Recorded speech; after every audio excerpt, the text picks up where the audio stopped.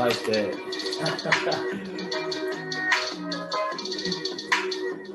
Woo!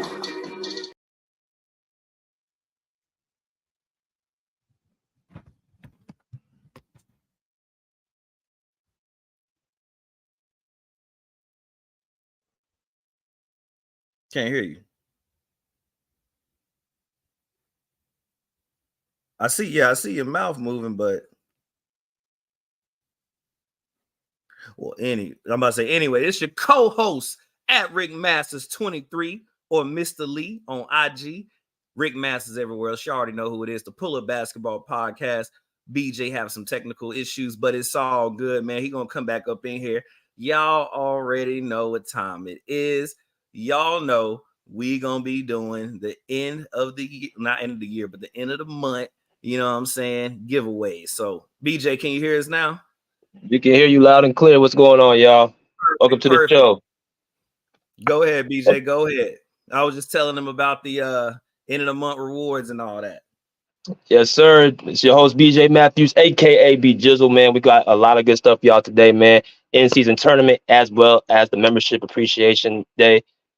Also, I'm gonna also give it to Rick for to talk about how the member appreciation day is going to go today with the contest, the giveaways, as well as what we're gonna be talking about the in-season tournament. So I'm gonna leave it to you, bro, to kind of give the people what we're gonna be doing today. All right. So check it out, y'all. Switched it up a little bit. We still gonna do the quiz. You know what I'm saying? Because y'all love that so much. So we still gonna do the quiz. Salute Andre Bubba in the chat. So of course, this is something we do at the end of every month, man. We love to give back. Appreciation member, end of the month giveaways. We really love to give back, me and BJ. So since y'all loved the quiz last time, we got a lot of good feedback. Of course, we're gonna do it again, but this time we're not gonna pick out of the hat. All right.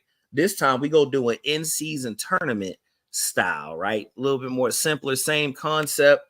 Of course, in West Group A, we got G Master Funk Flex, Hope Davison, Tune In Sports, Thomas Talented or Shine, Bellany Davis. And then East Group A, we got OC Love, Rhonda Flores, David R., Andre 76, and Bruce Mero. Or Morrow, sorry. Either way, make sure y'all get on up in here so we can start this quiz, man. We can see who gonna win this tournament. You know what I mean? And give away some things. So me and BJ, we'll wait about 5 minutes because Andre already in here. We'll wait about 5 more minutes for y'all, but start going ahead and logging in. BJ's dropping the link, and we'll wait for whoever can come in. But Andre's already here. So we just wait for those other names: G Master Funk Flex, Hope Davison, Tune In Sports, Shine, Bellany Davis, OC Love, Rhonda Flores, David R., and Bruce. Make sure y'all hop on up in here. But yo, BJ, while we wait for everybody to come in here, man, this in tournament, I actually like it, man. I was a little weary about it. I was a little like, I don't know. But you know what I like the most, man? It really does make these teams play harder. I'm noticing that. Like, even with the Pacers, bro, I wasn't expecting the Pacers to, like, really do anything. And, like, they came out with fire. So I'm noticing, incentivizing these players really is showing a different side of them. Salute, Steven. Salute. So, yeah, what do you think, bro? You think it's making the competitive spirit of the NBA come back a little bit? What do you think about it? Yeah. So if we kind of go into like the games we had talked about today, actually, the Mavericks and Nuggets, the Warriors and Thunder, the Bucks, your Bucks and the Knicks. They had the Cavs and the Pacers, the Blazers and the Grizzlies, and I forgot the sixth game they had, but there's like 6 games on Friday. So NBA in-season tournament is basically Tuesdays and Fridays up until December the 9th.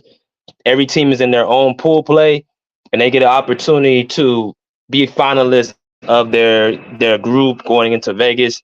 I don't know what the winner gets, but all 32 teams are involved in this tournament. So I definitely think it's a good way to keep people involved. I definitely think it's a good way to kind of give the fans a little bit more of a excitement this upcoming season. So I think it's a great idea. I think it's a long enough tournament, good basketball, good, very competitive, because now they're playing for something. So I actually definitely like it, man. Man, BJ, you said it, man. The in season tournament, bro. I mean, like I said, Salute, Mingle. Like I said, it's definitely something we needed for a while. I've been personally feeling since 2010, the NBA has kind of fell into this, the players are running around, super team building. Like I said, to nobody's fault because the league allows it, but it just kind of made it stale for a while there. So, for the last, in my opinion, 13 years, it's been like kind of like you already know who's going to win, or you got a good idea of who's going to win. And it just kind of like takes the competitive nature away from it. But now when you bring this into it, like I said, man, even when I saw the Brooklyn Nets and the Bulls, like two teams I really don't follow as heavy, but I watch, even they game was like kind of intense. So it just brings it brings that competitive juice out of these players, man. And you just see them really go at each other. So I'm glad they added it, man. What up, Bubba? What up? What up? Salute, Rick. Salute, BJ. Salute. What's happening? What's happening? Hold on. Let me see something. No, Steven ain't on here. All right. What's happening? I mean, what's good? What's good, Joe? I mean, how about them 76ers? I mean, we finally have Yeah. Now, I'm not trying to sell hope or anything, but I mean, we finally have a coach that, is trying to get everybody involved in the offense. It's not no two-man game. Everybody's getting the field of the ball. Tobias Harris is getting touches. Kelly Oubre is getting touches. Joel's getting touches. Maxi's getting touches. The Sixers are the first team in NBA history to have 4 players average 20-plus through the first 5 games of the regular season. That's great. I don't want Joel Embiid averaging 30-plus points and, everybody else averaging, 15, 14. Tobias averaged 14 points last season, but he's putting up 20 so far. Kelly Oubre, who was a great pickup. Initially, I wasn't in support of that move, but he's been playing great so far, and hopefully he continues to play like this. But I mean, the Sixers could be great. And, y'all watch out. I'm not trying to sell hope, but, don't count the Sixers out. Yo, you know what? I'll say this. I agree with you because I did notice that when they played against the Suns, bro, I was like, the biggest thing that hit me in the face is what you just said. It was more than just Embiid that was hitting 20 points. I'm like, and might I add, the shot percentage was good. I think they were like 50% or over. Right. So it's like you said, that coach came in there, get everybody touching the ball, everybody looking good. And then people who said that Tobias Harris sucked in the past, I'm like, did he ever really suck, or was it the coaching now? Because he older, right? And usually when you an older player, you should see a decline. But I mean, that coach came in there, man, and yeah, I gotta give it to you. Yeah. 76ers, man. And it's really showing. Steven said that Kelly Oubre was such a good pickup. Yes, he was. And I like, you know what's crazy? Kelly Oubre been in the league, but this coach has got these almost like a Steve Kerr effect. Like you show up on his team, you're gonna start looking good. That's just like I didn't even know who a Kelly Oubre was. So he went to the 76ers. He's been in the league.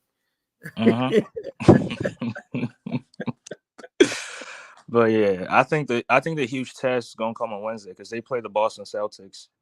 And the Celtics haven't lost yet, so I think that's going to be a huge test for them if they can, keep up with them. Not necessarily win, but show that you can compete with them. Show you can keep up with them, and hopefully, great results come out of that matchup. Yeah, exactly. Yo, BJ, this is what we're gonna do, man. Just so we can move forward with the show.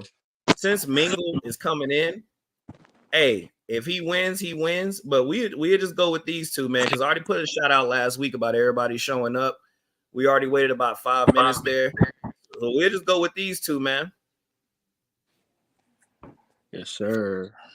Or what we can do is, I was thinking just to give people a little more time, we can kind of start with the in-season tournament first and just kind of talk about the games first. And then, as people come in, then we can kind of we might see somebody that, is a member. We can get them in like that.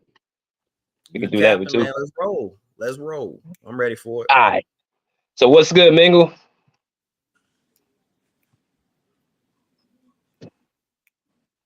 Mingle Jester. Yeah, I guess he ain't in. M Jester. Mingle Jester. All right. So this is what we can. Yeah, let's talk about these in-season tournament games. So let's go with Let's start with your Bucks, Rick. What did you? I know you was a little bit, yeah, you was a little bit, suspicious about the Bucks. So let's talk about the Knicks and Bucks game, man. What did you think about what you saw from your guys, and what did you think you saw throughout the game? I think I'm still suspicious. You got Bronson dropping 45 on your head. And the crazy thing is, RJ Barrett is not even there. He's not even there. He's one of the core pieces to the Knicks. And he not even there. He wasn't even playing, bro. I want everybody to understand this. All right. The Bucks only won by 5 points. Okay. It's not like it was a blowout. It's not like it was like, they just dominated the game. Because let me paint this picture for y'all. Okay. Each quarter, right? Knicks 25 points, Bucks 21 points. Quarter 2, Knicks 21 points, Bucks did their thing in the second quarter, 35 points. Quarter 3, 30 points for the Knicks, 26 for the Bucks. Quarter 4, 29 for the Knicks, 28 for the Bucks. Check this out, man. You know what that tells me right out the gate? With not even all of the Knicks players being there, you got little Bronson just doing his thing. What that tells me is that if RJ Barrett was there and Randall was actually hitting some doggone threes, we probably would have lost that game too. And what's so sad about it is Lillard, of course, he showed up like he's supposed to. That's what he's there for. But you're not going I'm not feeling safe. I'm not feeling secured going up against teams like the Denver Nuggets or against teams like, hell, even the Lakers when they playing well, when they got everybody. I'm not feeling safe when you go up against teams like 76ers. The more I look at it and think back on it, probably should have lost that one, but we won by a hair. So it's like, because like Bubba said, I actually agree with him off that play that they gave Giannis. It's like, bro, I do not feel safe right now because I know that at any given moment, players are going to have their nights where they not dropping their averages, or they not doing so well, or they not shooting as well. And that's when you don't want to do that against a team that's very elite, bro. You just don't want to do that because it's going to look bad. And it's not like the Bucks have a bench where, because even when they bring in the bench, they do all right.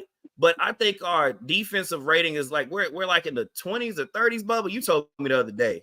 Like I didn't even want to look at the Bucks, bro. I was just out of my mind.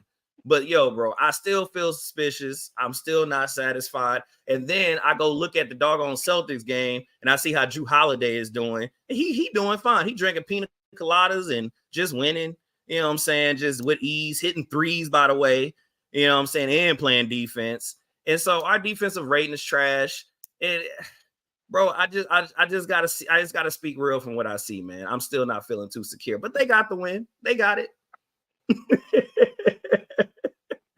Let's go to Mingle, because I know Mingle's like a Bucks fan too. So what did you think about the game last night, Mingle? Or not a Bucks fan, not a Bucks fan. But other than that, I mean, they was okay, I guess. I mean, I just think Damian Lillard and Antetokounmpo just got to get their chemistry down. That's all. They just got to get used to playing with each other, get their chemistry down, and get how each other play. How they can play off each other, kind of sort of like Jokic and Jamal Murray. Once they get that down, I think they'll look much better. See, they're getting used to each other right now. That's why I don't look like, don't look like much right now. But once they get used to each other and get used to playing with each other, it'll look much better. This is their first season playing together. It'll look better after a while. Give it a second.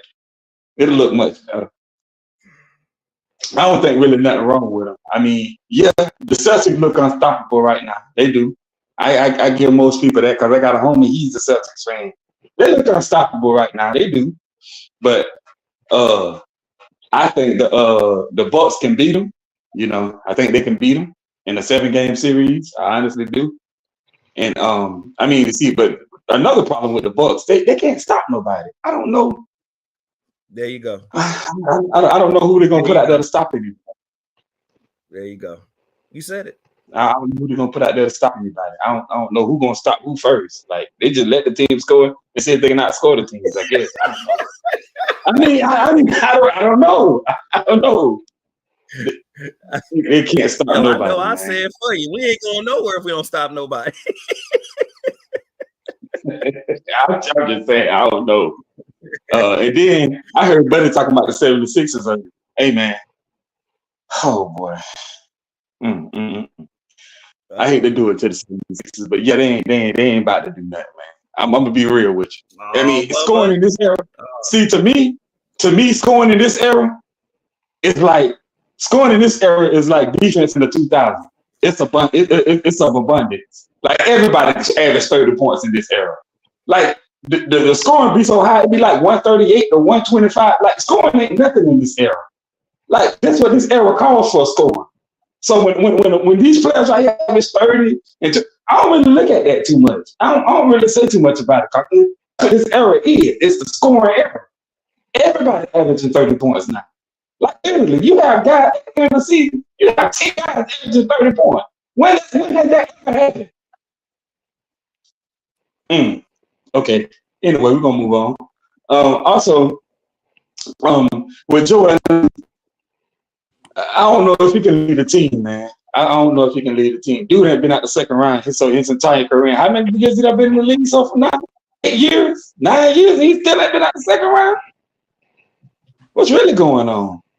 You let Jimmy Butler lead his team out the second round what time you supposed to be a better player than Jimmy Butler. Let me say this real quick. You know it took Jimmy Butler 9 years before he got out the second round? And how many years Jordan Embiid have been in the league? This is 8th playing season. Okay. So one more year and he'll be out the second round. That's what you're telling me? Nah, because you brought up Jimmy Butler, but it took Jimmy Butler 9 years to get out the second round. And that's my point. So if I'm going off Jimmy Butler, so his 9th year he'll get out. So next year he'll get out the second round. Another player. You know how long it took Chris Paul to get out the second round? Oh man! Listen, man. All I'm telling you is this. If y'all claiming that Jordan B, what y'all say, ain't nobody never said Chris Paul was the best player in the NBA. Nobody never said Jimmy Butler was the best player in the NBA. People are saying that Joel Embiid is the best player in the NBA. I don't need you to make it past the second round of the best player in the NBA. That's all I'm saying. But bro, that's it. Bro, nobody ever said Joel Embiid is the best player in the league. That is a lie, and you know that's a lie. You had people saying Joel Embiid was the best player in the NBA. You know that's a lie. Stop it. At one point, they were saying that. Name one person. Bro, everybody was saying that. What do you mean, name one person? Bro, who said Joel Embiid was the best player? Joel Embiid. Yeah, who said? Oh wow! So now we're doing this now. Now you act like you got amnesia. Okay, now you acting like you got amnesia. All right, I'm gonna let you out of there. Bro, if you're the MVP, being the MVP don't mean you're the best player in the league. It's because the MVP. Did I mention MVP? I never mentioned MVP one time. Okay, name one person who said I didn't mention MVP. The best player in the league. It was a lot of people saying Joel Embiid was the best player in the NBA. What? Joel Embiid, father. Joel Embiid, mother. Wait, name one person. Joel Embiid, senior. It's about Joel Embiid. Man, no. It was a lot of people saying Joel Embiid was the best. Before Jokic won this championship, people had really start saying Jokic was the best until after the championship right here. That's when people really got on board, even though you had some people saying 14, but people really got on board after he won this championship right here. A lot of people saying Joel Embiid was the best. They were saying he was better than Jokic. They were saying he was better than Giannis and Steph and all them guys because of what he do on the court, in the regular season. Averaging 33 points, 12 rebounds, then he good on the defensive end. You had a lot of people saying that Joel Embiid was the best player in the NBA. Don't try to act like you don't know that. All right, I'm going to just say this. Bro, not every player comes into the league and makes a deep postseason run or gets to the conference finals. Now, yeah, we've seen players that came into the league in their first 2 or 3 years. They made the finals, made the conference finals, or what have you. But there are other players who it took them long, whether it's the team not being good, whether it's they themselves not being good. Like, bro, it takes a lot to get to a conference finals. You don't just get up and go to the conference finals just like that. There's certain things that go into it, bro. So now we're going to sit here and make it. Now we're going to sit here and throw a pity excuses for him. When this dude had Jimmy Butler, Ben Simmons, all these guys on the same team and still didn't make it out of the second round. So now we're gonna talk about Duke had good teams. We're not doing that. He done had James Harden. He had Jimmy James Butler Harden, for 1 year. those guys. Bro, he had It Jimmy doesn't Butler. matter. He still could have made it out. I'm gonna tell you just how crazy that statement is. Kawhi was on Toronto for 1 year. What happened? And I rest my case. That Toronto team that had a stack team. That stack team, you talking about the same team when y'all had Jimmy Butler, Joel Embiid, Ben Simmons, those guys, that same team that beat y'all? All right, bro. I'm gonna say it like this. At that time, Jimmy Butler had never been out the second round. Joel Embiid had never been out the second round. Tobias Harris had never been out the second round. Ben Simmons had never been out the second round. The Raptors team, Kawhi Leonard got to a finals. Danny Green got to a finals. Marc Gasol got to a conference finals. Serge Ibaka got to a finals. So they had better play. They had players on that team that had made deep postseason runs that came together and played for that team. The Sixers didn't have that. So who was leading the charge? Sixers had a bunch of players that never got out the second round. So, but who was leading the charge then? It was Jimmy. No, exactly. So if Jimmy was leading the charge, then what are we doing here? If he was leading the charge, bro, what you mean? You go. I'm saying what I'm saying is, if you're leading the charge for the team, and you got guys like how you big up in these guys right now. Talking about Joel Embiid and all these guys and this and that, bro. You got to make it out the second round sometime or another. And I'm not even talking about 2019, bro. It's done been past 2023 now, and you still haven't made it out the second round yet. What are we doing? Jason Tatum and Jaylen Brown done made it out the second round more times than this dude. He's still supposed to be better than him, bro. Like I said, bro, it takes more than just one player to get out the second round. What you mean it take more than one player? It ain't just been him on the team, bro. He done had James Harden. He done had Jimmy Butler. He done had Ben Simmons. Tobias, what's his name? The Avenger in the Fantastic Four. Bro, it takes more than that to get out the second round. Man, I don't get it. Yeah, like his team was. Like the 76ers. Let's switch gears. Let's switch gears. Let's switch gears. I'll smash the light button. Y'all come in here. Bruce, what's good, bro? What you got on this Knicks and Bucks? The Knicks and the Bucks.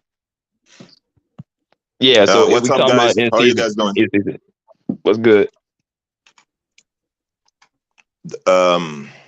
Like I said, the Bucks are in trouble.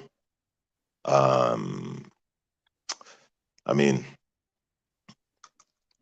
they had to. The Bucks were in survival mode, and they were able to survive. But they're gonna need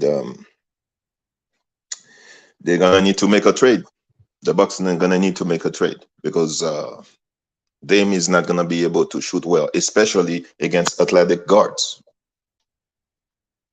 And Giannis is not gonna be enough, and he still need more lessons from Hakeem. And Middleton is Middleton. Okay, so Middleton needs to be Middleton. That's it. Bars. Yeah. And like before the season, I said Phoenix Suns and the Bucks are playing team. So far, so good. Yo, this is killing me, man. Yeah, that is funny though. This is killing me. No, but see, I think, with the Bucks though, I think Adrian Griffin gonna have to figure out, like, these guys are really not good defenders. Besides Johnny, he's a good help defender, and Brook Lopez is a decent rim protector. But other than that, they ain't really got no defenders on that team. Pat Connaughton, you got Chris Middleton, you got Dame Lillard. He ain't finna play no defense. I mean, you got all these guys that don't really play defense. So what he don't have to do, he don't have to implement a defensive system that can get these guys on the same accord on the defense will be their offense will be fine. They ain't worrying about the offense. Defense. That's got to do the defense. I saw Brooke Lopez had 7 blocks against New York.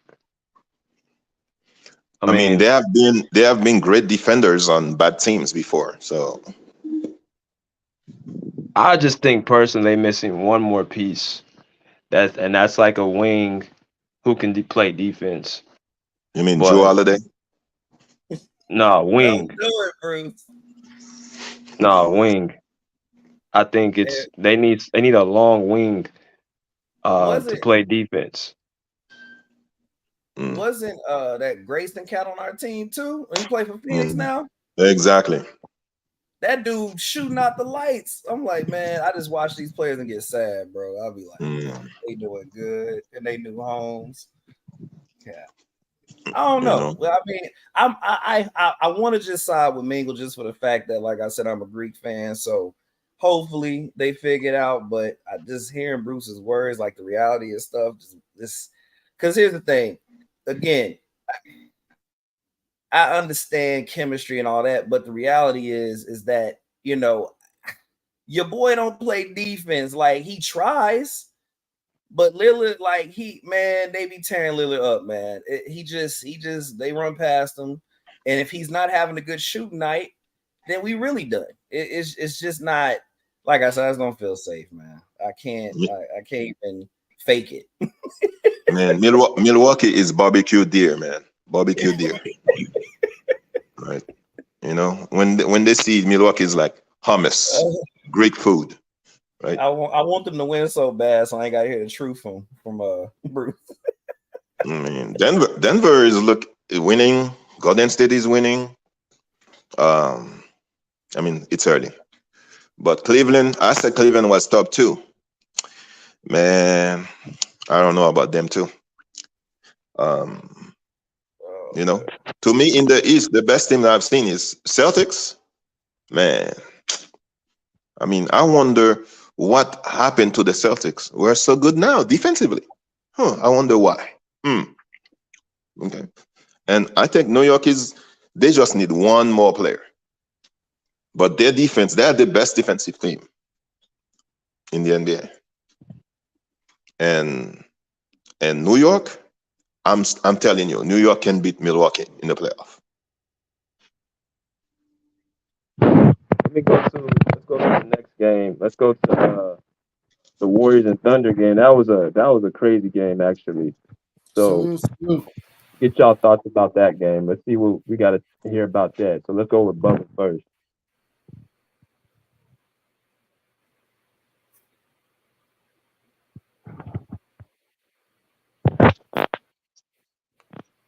Yo, Bubba, can you hear? Right. Salute everyone, mind you. Happy Sunday. Happy Sunday, G Money. Salute. What you think about the OKC and the what was it, Warriors game? What you think about that for the end tournament? Back and forth we go, right? The Gladiators versus the Thunderstorm versus the Thundercats. Back and forth. Ball movement, player movement, cutting, defense. There was no defense, I should say. Offensive galore. I mean, it was a kind of a goaltend at the end when Steph Curry made 11, when Draymond kind of touched the rim at there a little bit. At the same time, OKC did have a sizable enough lead. They could have won that game, but at the same time, the Warriors cutting execution was on point. The Thunder hanged in there.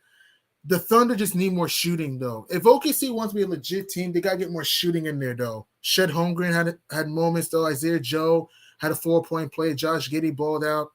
So Steph Curry, man, Steph Curry is an alien. The chef is an alien, man. Can get to the rack, can shoot. Chris Paul, he only scored 1 point. However, 13 assists, played good defense, though.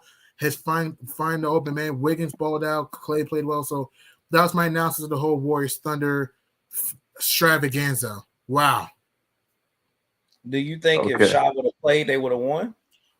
If I would have to guess, because again, I don't want. If I would have to guess, I think they would have won with SGA. Again, we would never truly know because it's all hypothetical, and we don't know how he would have played in that game. We don't know how he would have played in that game. If I would have to guess, I think they win with SGA. If I would have to guess, but at the same time, we will never know. You know. Okay, fair enough. What about? Go ahead, BJ. Go ahead, Brick. Go ahead. Oh, go ahead, BJ. You said what about what? Go ahead. No, I was saying Tune Sports just came in, so I was gonna see what his opinion was. I'm gonna ask everybody their opinion on the Warriors Thunder game. So we just basically going over the in-season tournament, y'all, and then we're gonna go into the membership contest quiz. So we want to talk about the Warriors and Thunder, and then we're gonna talk about the Nuggets and Mavs. So Tune Sports, you there, bro? Yeah, I'm here, bro. What's going on? What's happening? What's Did good? you catch the Warriors and Thunder game? I'm gonna be honest, man. I ain't see the game. I just looked at like highlights. I it's been rough lately. I ain't been catching up on some of the games, but I saw like highlights of the game. I thought what stood out really was Chris Paul. I can't really hear him. It's staticking real bad. I can't really hear him. Static. Yeah. Back. Let me leave and come back in. All right. Let me leave and come back in. It felt like a playoff game, man. Whew. Right, it did. I agree with that. It did. And go ahead. No. Go ahead, Rick. Go ahead. No, I was gonna say, and my biggest thing was, and he kind of already answered it from his perspective. Just shy. I just feel like, would it have made a difference? Because I was telling Bubba this the other day. It's like he's the type of player where, he can pretty much get buckets when he feel like it. At this point. So it's like, would it have changed the dynamic of the game? Would it have? And it's a lot of what ifs, but seeing them full strength in the playoff setting, kind of like how G Money said, like how would it have went? Yeah, that's true. Because I don't want to just automatically say, oh, because they lost weight too, oh, it's automatically the one with the player. We don't know because there's too many variables. He could have played well, he could have played like crap, so we don't know. That's true. Mm-hmm. Yeah, I thought the game was, especially that second half. What I liked with OKC has a good coach. I think he's a good coach because what he was doing, and I love what he does with this. Lou Dort, every time Steph Curry would go out, Lou Dort would come in. Mm-hmm. So he has a point of attack defender to guard Steph Curry. Josh Giddey, he's 6'8". I think he had like 6-8 straight points in that fourth quarter. Williams, I don't know his first name, but the guy with the braids. He had a few buckets. He had a few buckets in that fourth. But the Chet Holmgren and SGA tandem, I need to see more of that. I didn't realize SGA was out that game. That of course, changed a lot of things. But as far as how OKC competed, man, I think they're right there as far as the competitiveness. They just have to go through those growing pains.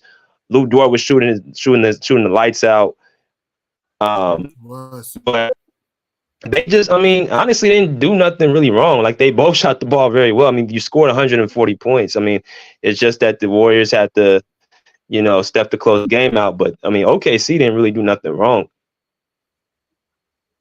I don't even think that's it's not really much that I can really say about that. That was an exciting game. You say what? I also love the Thunder court too. I'm sorry for interrupting you, man. I'm very sorry. I also love their court too at the Paycom Center. I also love the Thunder court too. Look nice. Yeah. What you guys say, Bruce? I know that's one of your teams too. So what you say about the Warriors? If SGA play, Warriors will have won. Will have handled OKC easy. I think the ball move a lot with OKC, and Lou Dort is the reason why the game was close, because honestly, I think he was the best player on the floor that night over Curry. He was playing defense, and he was He was not missing a shot. Threes, mid-range, he was hitting all of them. But he missed a couple, and he missed a free throw at the end. Mhm. That's one of the reasons OKC won. And all the young players, they share the ball. That's why if SGA was playing, I don't think OKC would be that close. And I think Chet Holmgren needs to go eat some steak or burger, man. Okay. Agreed. I love Chet Holmgren. He could stretch the floor. He's kind of too frail a little bit. Yeah, true. His defense is atrocious. So, but I would say this about the game. I would say this about the game. We finally seen the Klay Thompson sighting, didn't we? Ain't that's crazy? Tell me We about it. finally saw one like a UFO out there. I think Warriors needs to look for Wiggins, because the person that I see playing for the Warriors this year, that's not the Wiggins I saw the last couple of years. I don't know what's going on with him, but something is not good. And if he's not careful, he might be traded. Right. Mm. Wiggins, They need to incorporate. Also, they need to incorporate. What dude about to say? They need to incorporate Gary Payton more in the offense. I think too. They need to incorporate him more. He's scoring the most. He's scoring a lot, and he's not in the final lineup.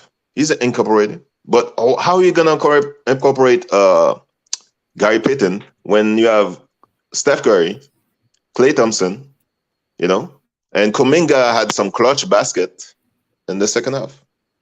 I mean, at one point, Bruce, I ain't gonna lie to you. At one point, I thought the Golden State Warriors should have went ahead and benched Klay. I ain't even gonna lie to you.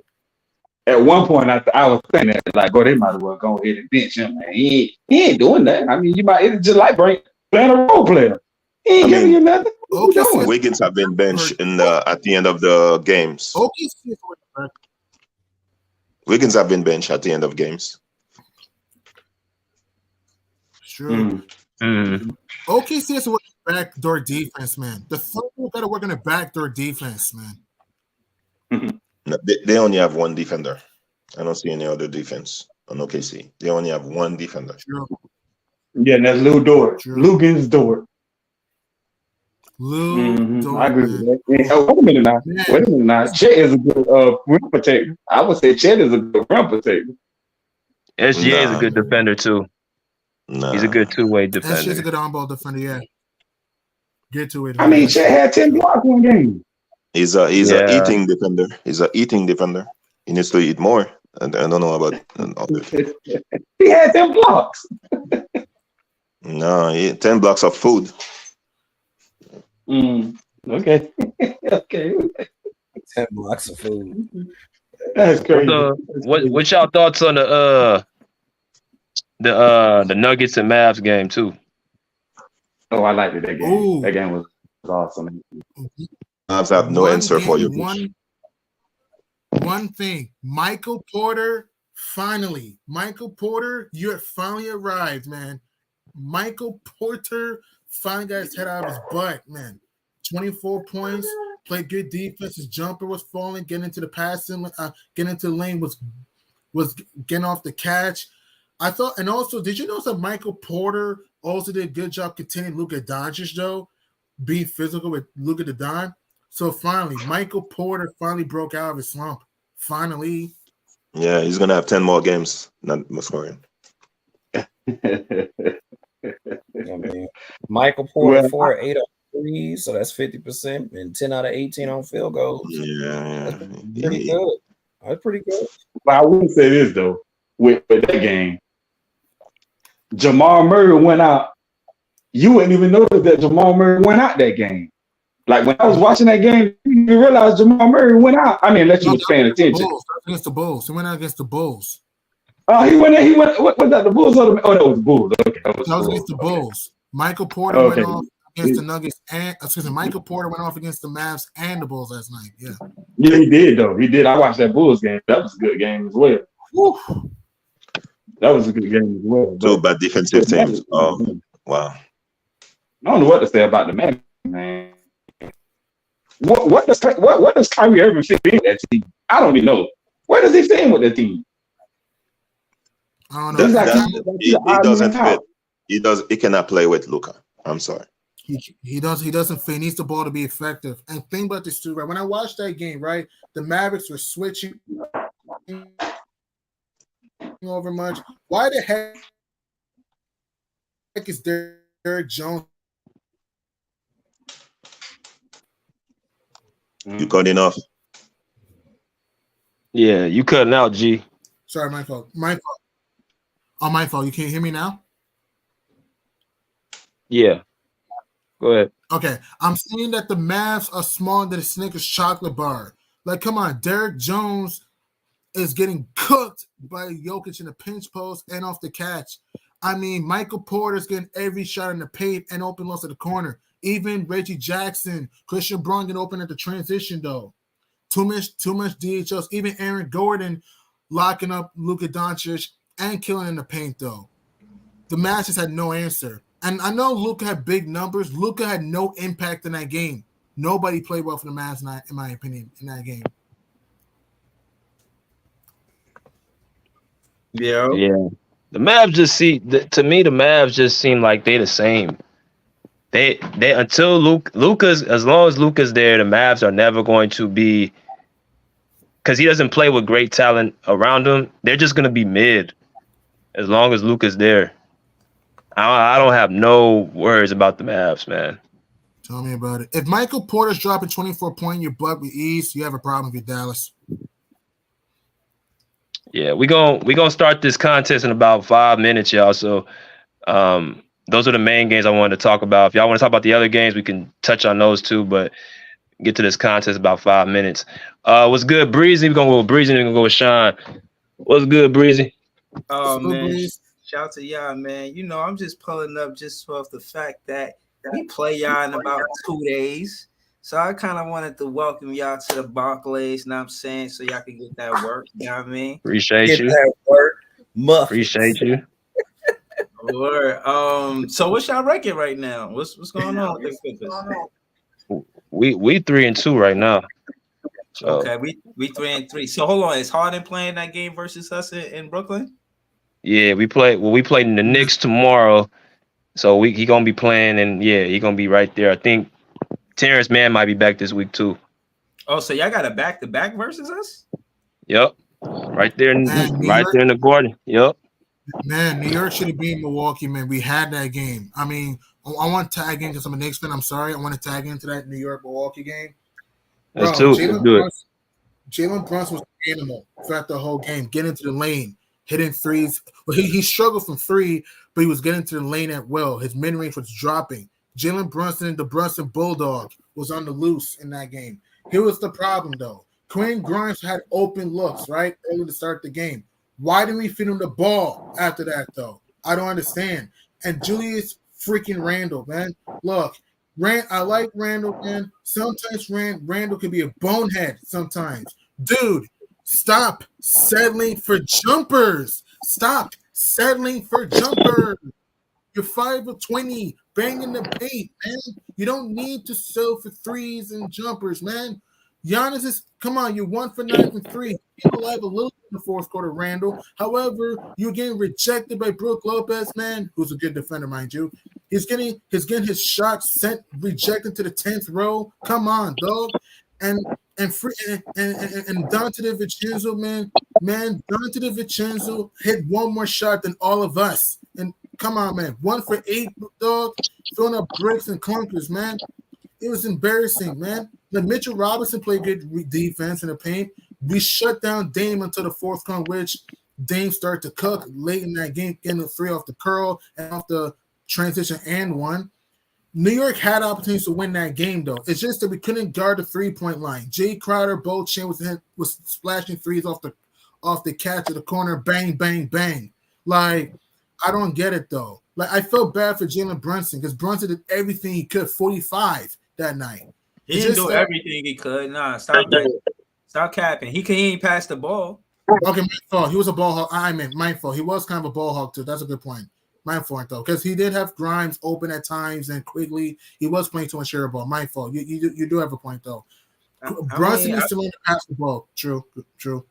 No, I was just trying to say that, you know, the Brooklyn Nets, we weren't looked at as being a good offensive team coming into the season, rightfully so, because that contrasted into not having KD and Kyrie. But when we do play well and score a lot of points, we do it because of a lot of assists.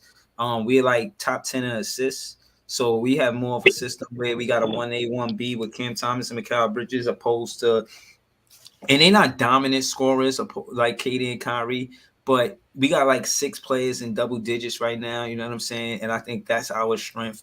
I don't know. That's why I pulled up. I don't know if I like Harden on the Clippers, but I think my decision is biased because of what he did to the Nets. And it's like, I just think it's real arrogant for him to say, what system? I am the system. Like, to walk me through that, BJ, and shout to Rick too, man. Walk me through that. How y'all feel about Harden saying that he is the system? He ain't falling. Don't listen to Harden. Don't listen to him. Don't listen to him. Ignore him. I want to hear how BJ feel and Rick feel about that. I didn't think. Well, to me, I didn't really think much of it, honestly, because when he says system, I think what he's meaning that when the coach trusts him enough to be the guy on the floor to direct the offense. So if we walk it through Houston, Brooklyn, Philly, and now the Clippers. I mean, Houston, when he was the system, he played like, ball dominant basketball. That's when he was scoring the 35, 45, 55 performances, went to 2 conference finals with that same playing style. Now, it's not going to win a championship for sure.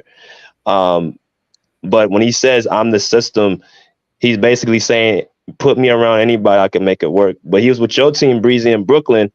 I remember me and Rick were talking like, we called them the Brooklyn Monstars. It was with Harden, Kyrie, and KD.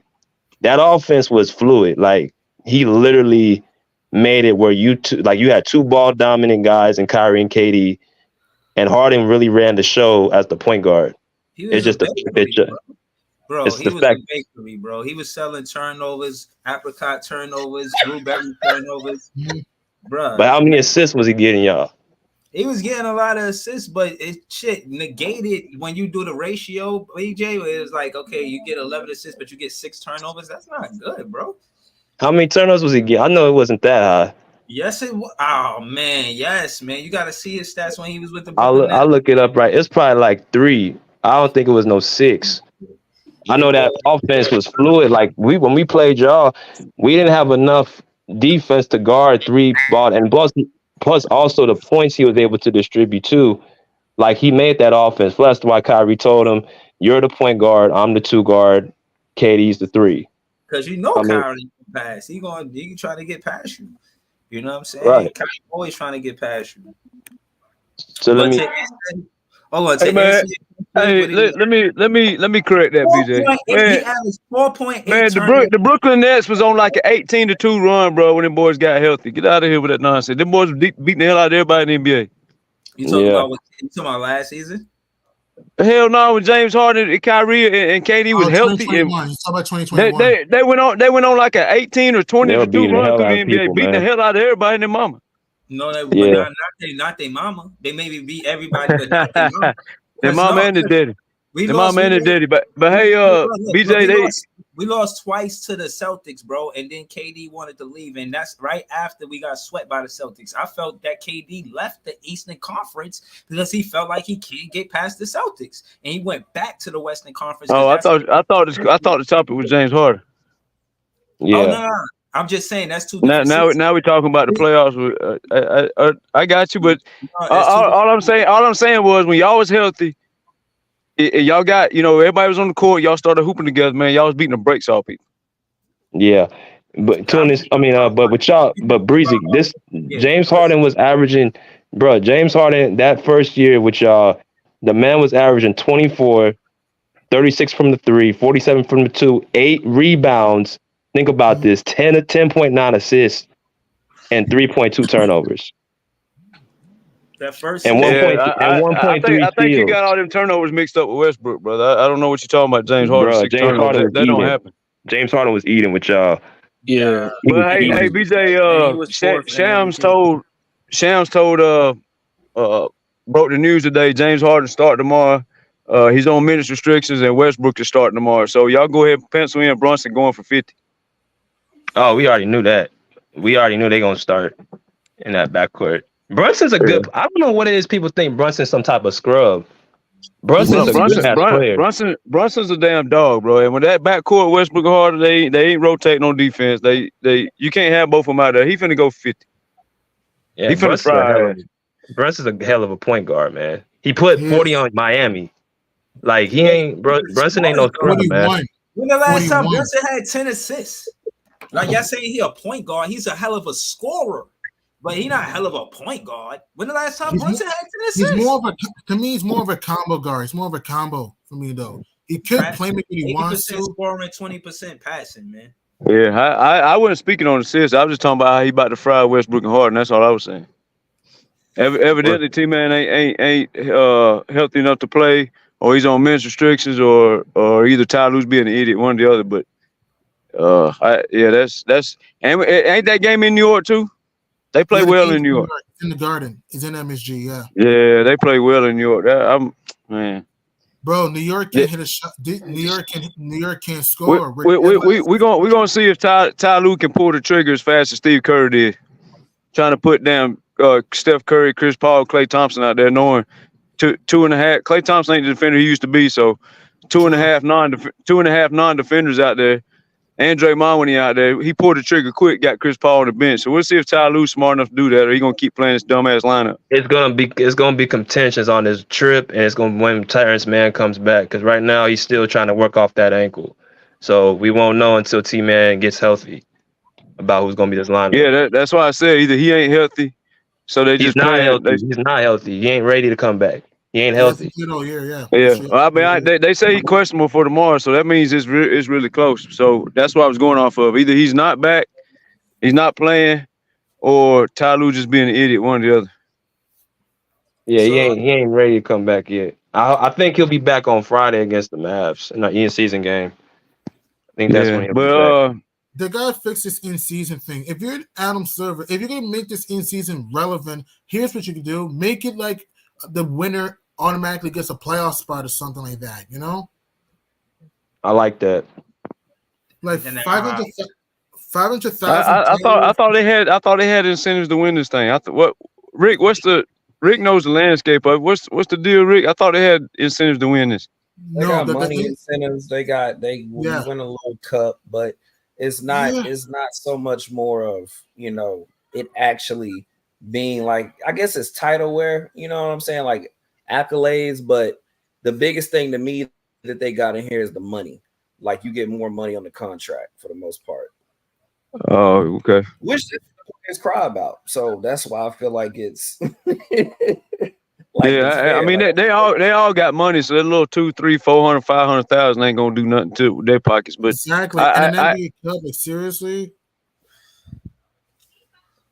Yeah. But I agree. G, they need whoever wins it needs a guaranteed playoff spot. That's a pretty good. Yeah, that's a pretty good. That's it, bro. That's a pretty good rule. First of all, hold on, Rick. Yo, you know what they did? They took that whole. This is all from soccer, and the only reason why they doing this because of business, because football or soccer is the biggest sport in the world. So they trying to take. And if you ask me, yeah, soccer or football has a bigger market than the basketball, but basketball ain't that far away for us to be trying to do all of this extra shit for it to, you know what I mean, make it better. Some things like, all right, the Eastern Conference, Western Conference thing, I think, the Eastern Conference, you pick that team, in the Western Conference, you pick that team, and it's not like LeBron and KD picking the team. That's making it better. I don't think this is making the league better. So for clarification, if you win, you play 83 games in the regular season. And I think that last game or the championship game for the in-season tournament is close to the playoffs. So that could be taking away energy from the playoffs. I'm just shy to say that I like it. I'm not a fan of it. I don't think it helps the NBA, man. I think that I want us to win because I want us to win every game there is. But I don't know, man. I just feel like it's other ways for people to be attracted to the NBA. I'm hyped about the expansion teams where Las Vegas is Seattle. There's a lot of things that could make the NBA better. I'm not sure if this is one of them. Keep it real. That's true. And another thing too, here's what kills me, right? If you're Adam Silver, you count everything for the regular season. How come the finals doesn't count for the regular season? I'm talking about the in-season finals. How come that doesn't count for the regular season? That's dumb to me. Count that as regular season too, you know? Like, for example, right? Hypothetically, if the Celtics play the Nuggets in the in-season tournament, count that as a regular season game. You know, count that as a regular season game. Hey, Ty Lue said Terrence Mann returned to limited practice, and he also said Harden practiced Friday, and they held out Paul George and Westbrook. So when the boys need chemistry, this goes to that Ty Lue bullshit. We want to take the regular season serious. If you put Harden out there to practice, and you sit Westbrook, Paul George, and Kawhi, knowing they need to practice together for the game on Monday. I don't like that. That dude's a fucking idiot, bro. I don't care what nobody says. I'm tired of him. Damn. You only got 4 days to practice. You only got 4 days to practice, and you gonna separate them? Like, bro, what in the hell? Ty Lue makes zero sense what he be doing, man. True, yeah. They only got 4 days to get chemistry. You set them out. Like, that's just ridiculous. Crazy. I think they only practice 1 day too. They practice on Friday. They practiced on Friday, and then they went on the flight yesterday. So they went through practice today, but they practicing today. They're gonna practice they had opportunities to practice more than 1 day, and they're gonna practice together today. One day before the game, they're gonna practice. And they had Harden been in LA for 5 days now. I bet you been to the strip club 4 of those days. Hell yeah. See what Breezy's trying to do? He's trying to put all that. See, Sean, you can't be giving them ammo, man.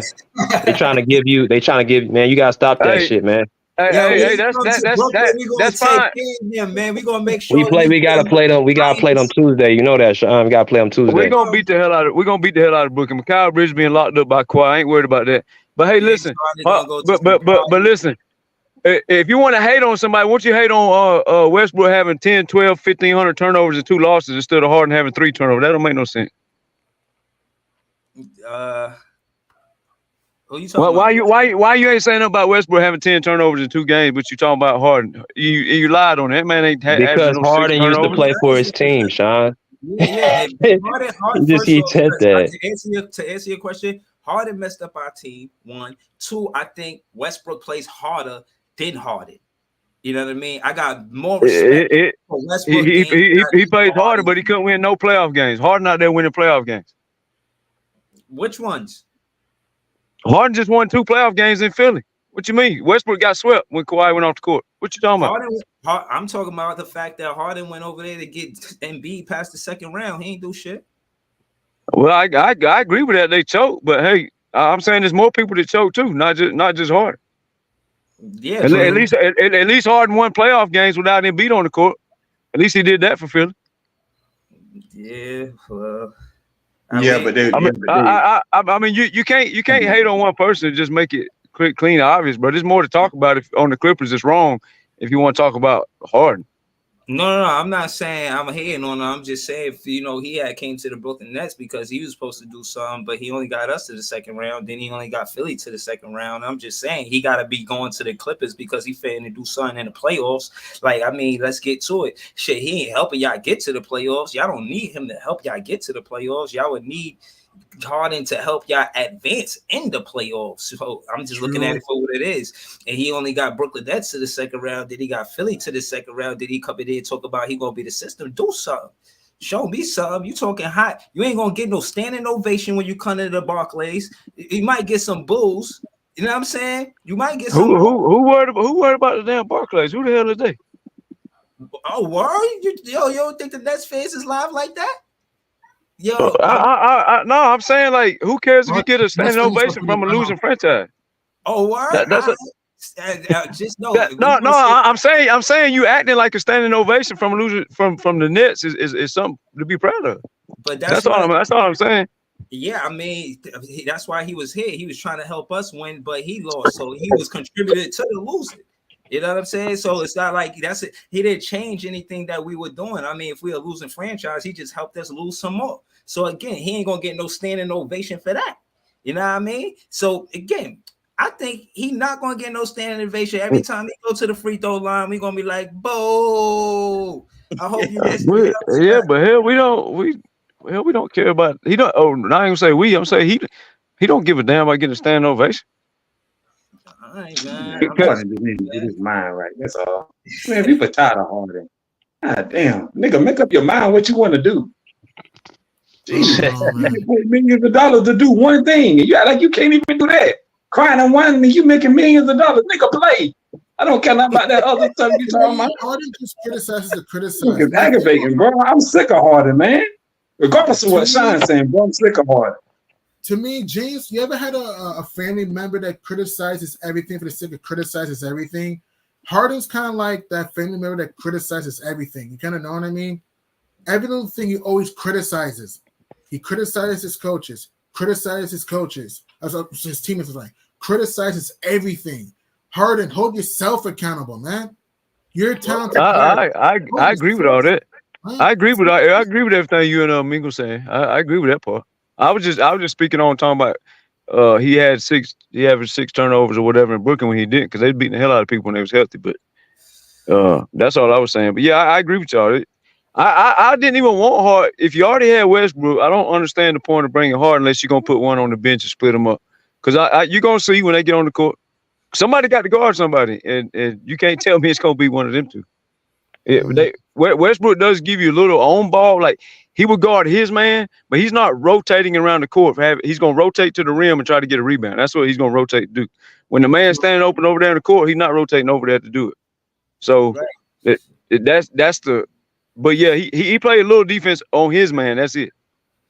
Right, a little bit, just a little bit. Hey, what we gonna do right now, man? We're gonna get to this contest. We got one more person.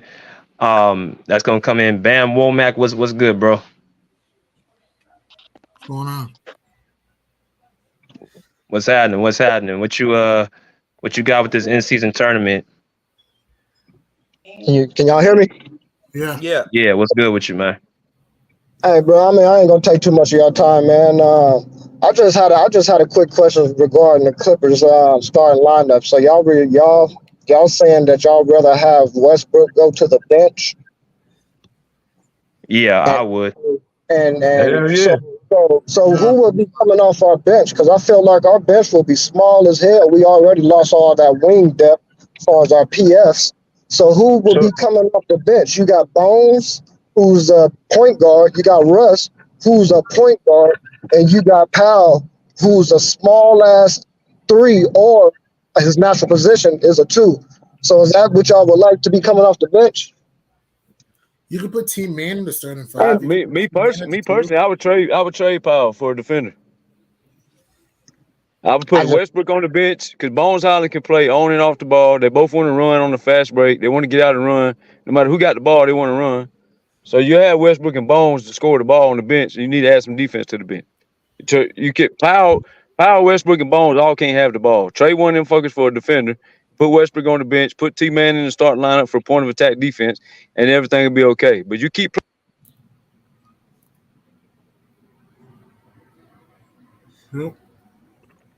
Yeah, I just feel like our bench would be hella small, man. Especially and then having PJ over there. I mean, I know he plays big ball, but what is he, like 6'7", 6'6"? That dude he ain't got no size on him, man. So our bench will be small as hell, man. You know what I mean? I feel like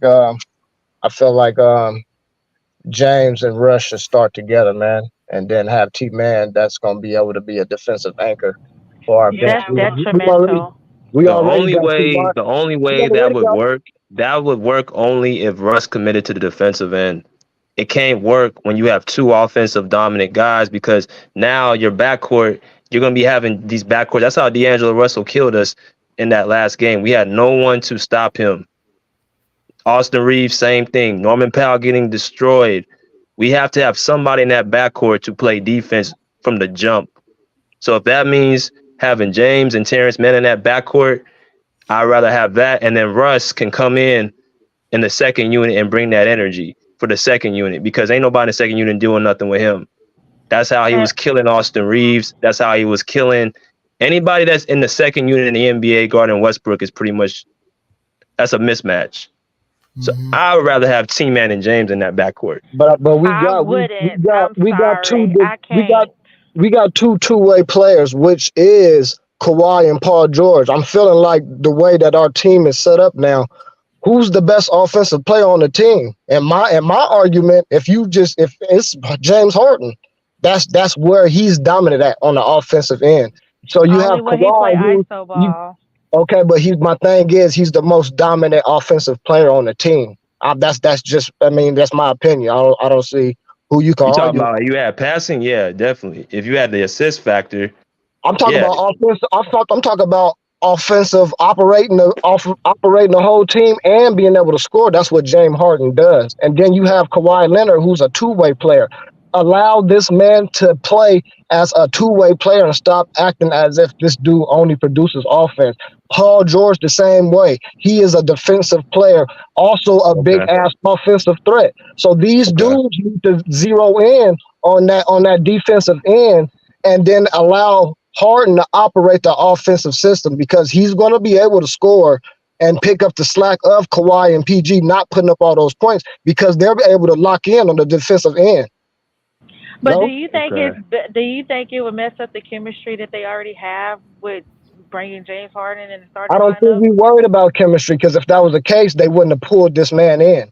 They already obviously understands what he has to bring to the table, so I don't think chemistry could be an issue right now. If that was the case, they would have just left the team as it is and rolled with their picks into the sunset. But obviously, they felt like they needed to make a change. So I feel what you're saying. I feel what you're saying, bro. I think you make good points. The only thing I'm worried about, if so, you telling me you want Kawhi guarding, let's say the guards like Steph Curry. You trust him guarding him a whole game like that and giving you 30 on the other end?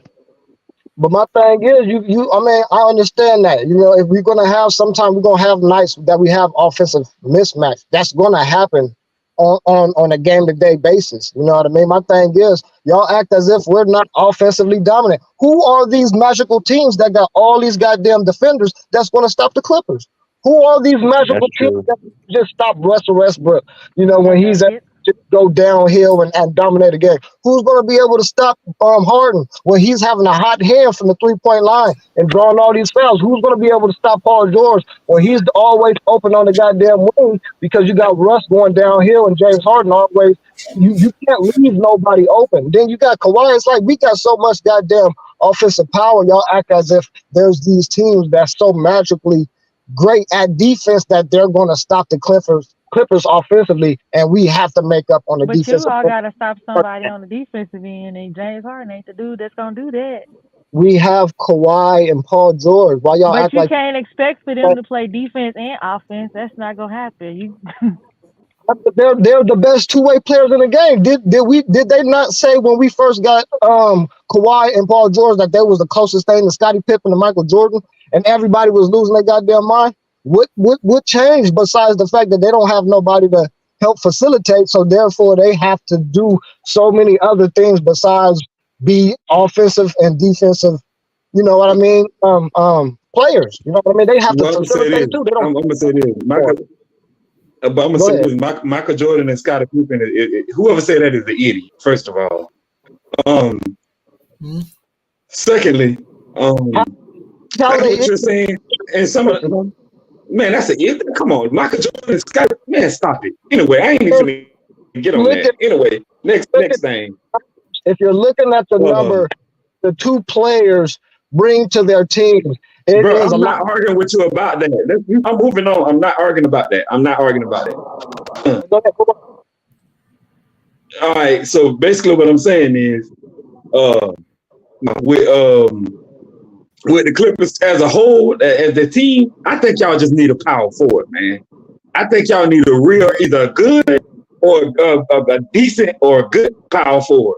Somebody that can come in after, if Kawhi gonna play the forward, come in after Kawhi go out and can hold that position down while Kawhi take a rest and then come back in and give you the same production that Kawhi give. Not equal, he's not Kawhi, but similar to it, like, decent amount of production in that position. I think y'all need another big. That's all. If y'all get another big, y'all will be good. The team will be fine. I for sure agree that we probably do need another power forward. You know what I mean, to come in because we hella light at that position. But at the end of the day, who are these great power forwards that we going against in the NBA? Could you name about like 3 to 5 great power forwards? You know, that's gonna give us problems when we play them. It ain't that. It ain't. See, it's not that because today's NBA is not position. Today's NBA is not based on position. It's positionless, which means you ain't got to worry about the power forward because you got point guards, shooting guards, centers. They running point guard. Now look at Jokic. He running the point guard position. So it ain't necessarily with stopping another team's power forward. It's just that can you get another power forward to get y'all production at that spot if you're gonna put them in after Kawhi. That's all I'm saying. Let me. My fault, y'all. Let me, because we gotta get to this contest. I mean, I definitely enjoy what y'all talking about. We seriously do, and we gonna get back to it. But we gotta get to this contest for the members. You said you just Bam Womack. That's you. Yeah. First time you come. Okay, yeah. Welcome on, bro. Definitely appreciate your takes. Come on anytime. So we're gonna get to this contest, y'all. So everybody who has the membership badge, this is gonna be for y'all, man. We're gonna go through this contest and give out this prize. If y'all want to be a part of the contest, make sure you guys get signed up with y'all membership badges. So we're gonna go into these head-to-head little matchups, the trivia questions. So we're gonna start off with Hope and Bubba. Right now, we're gonna go to our contest. So everybody else, I just need you to log off real quick. And after we finish, we're gonna have y'all come back in. Y'all can talk whatever y'all want to talk about. But let's start with Hope and Bubba. Y'all gonna be going head to head right now. So Bubba, you still there? Yeah. All right, Bubba and Hope, y'all come in.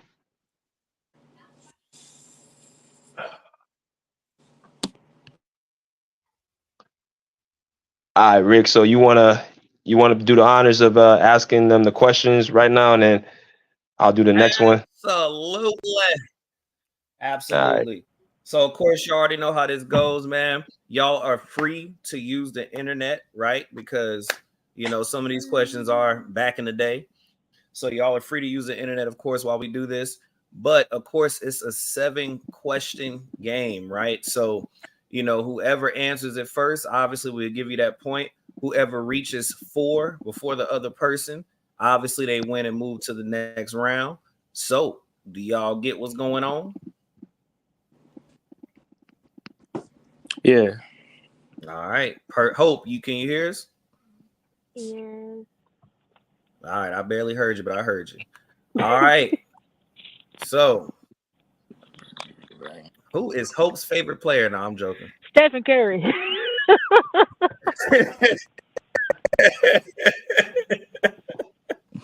That was just the warm up, seeing if you can hear me. Oh, right. Jesus. Oh, I heard that. Here we go. All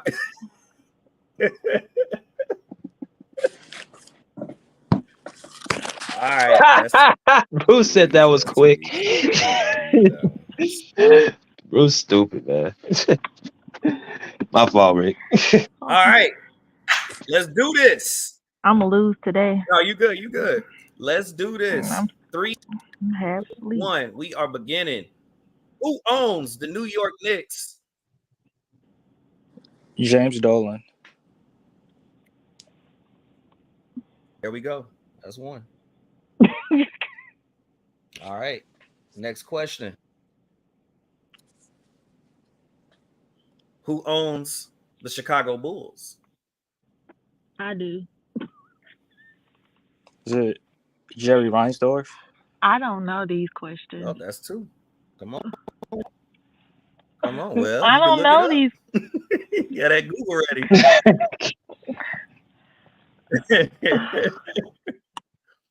All right. This is not fair. Here's another question. Yeah, all right.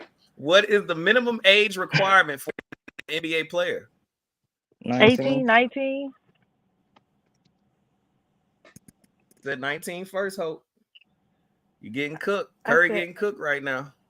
All right, so we already know if he get one more, he won this round. That's All right, fine. find I one didn't that's already that. beat Yeah, the both of guys y'all might need to look anyway. up. Let me see. Let me I'm see. Give you a already. fighting I didn't chance. already beat the guys. I thought it was 18. It's 19 now. Yeah, 19.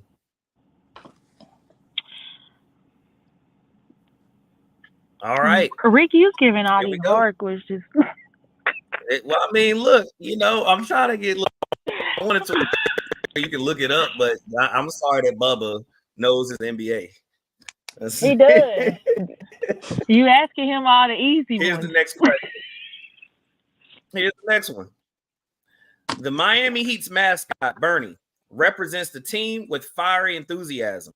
What is the character portrayed by Bernie?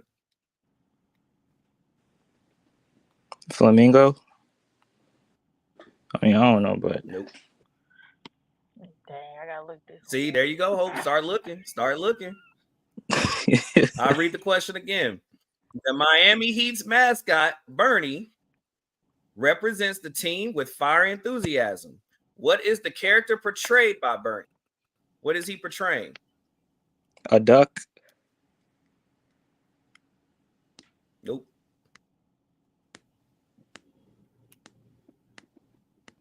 Come on, Hope. Start Googling. Wait, when you say what is he portraying? Fireball? Like an animal? I said so when I say portraying, like what does his character portray? So we already know he's a, like a fireball mascot. But what does that represent? What does he portray? What is he symbolizing for the Miami Heat?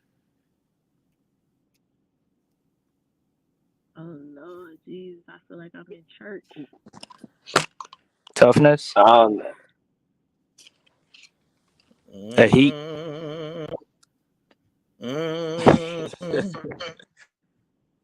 I don't know. Can we go to the Like, bro, you got Google. Like, what you mean? Go I'm Googling, but I'm Googling. What is? No, we not Loving, fun and loving. Easier. I don't know. Fun and loving. I don't know. I found a good one for y'all. We'll go to but that the way one, you moving, Hope, shit, don't mess around and find the answer. Okay, go to the next one. We didn't get it. Neither one of us. Next. Yeah. All right, yeah, that's a scrap. Them niggas ain't get that one. Well, what's the answer? So what's yeah, I ain't gonna lie. He symbolizes Miami Heat's burning spirit. Which is fun and loving, like energy. All right. Oh Lord. Next one. This ain't fair. Nah, we ain't doing that. All right, here's the next question. Already. Which NBA team's mascot is a bear named Clutch the Bear, known for entertaining fans with his loving antics? Dallas? I don't know. Dallas? Wait, what's the name again? Is Clutch it Dallas? the Bear. I don't know. Who? I say that mean you wrong. Well, dang, Rick. Is it the Houston The Rockets? Rockets. There you go. He said it. I said it first. I hope he said it first. No. My God. No, he said it first. He said Houston to Yeah, that was Bubba that time. I'm listening. That was Bubba. All right, get out of here, Hope. This is all biased. I don't care. Biased. Come on now. Don't tap into that femininity war. We don't need it. All right, so that's Bubba won that round, Rick. 3-0. Yeah, he won that round. All right, so now we're gonna do as y'all come in here, smash that like button too, man. Hit that like button as y'all come in here. Let's go with Bruce and Big Fan Breezy. Big Fan Breezy and Bruce, click the link. Y'all gonna be up next for the second round. And the winner faces Bubba in the championship round. He swept Hope. Yeah. Better hope your Warriors don't play like that. Hey. Curry.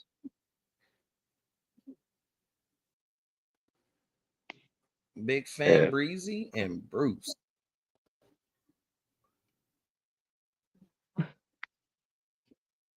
Yep. Let me see. Bruce just hit the link right now. So, Bruce, what's good, brother? Hey man, give me the L already. No way I know mascots or owners. That's crazy. Breezy about to come up in a minute. This is harder than the SAT, man. You say what, Bruce? This is harder than the SAT. Oh man. Hey, Breezy, yeah. All right, Breezy. You got 2 minutes, or it's an automatic forfeit.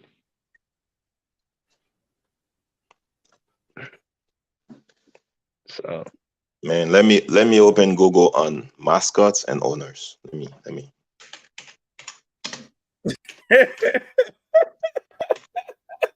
Hey, Bruce is hilarious, man. Bruce said, "Let me go ahead and get ready for this nonsense." Wait. Okay, let me see. What else should I open? Mascot owners. GMs. Okay, GMs. All right. I'm gonna throw some curveballs too. I'm gonna kind of mix it up too. Some of us are gonna have to know off the dome. Yeah, man. And by the way, I don't know the mascots. I don't look at the mascots. That's crazy. I never look at the mascots. I see the panda or whatever, bears. I just move on. That's crazy. I don't look at mascots. Let me drop the link, Breezy, one more time. I gotta see what you already know the Nets owner. You already know that. Yeah. Okay.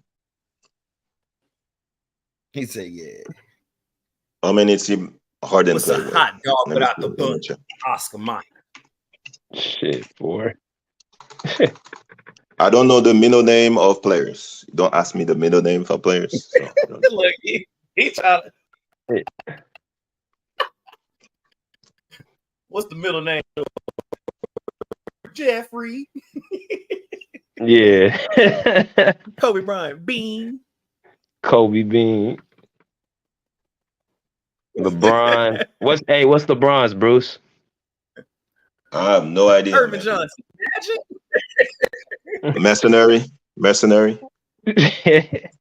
Shannon Sharp knows for sure. Ramon.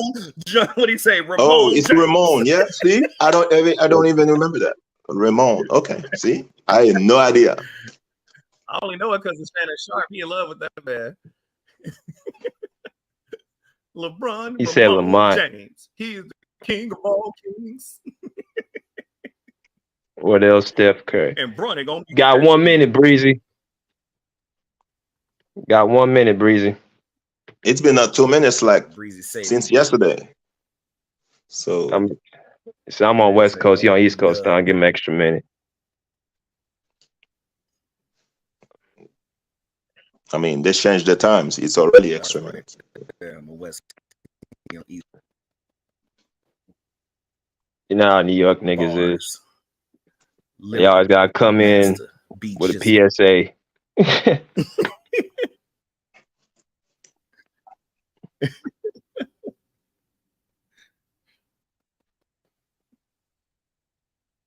Yeah, Breezy is gonna Ben Simmons this, man. Bruce said, "Let me give a mascot." 30 seconds. 30 seconds, Breezy. Yo, you gonna let Bruce talk about you like that? He's gonna Ben Simmons this, man. He's gonna miss the shot. So better click that link or something, Breezy. Oh man.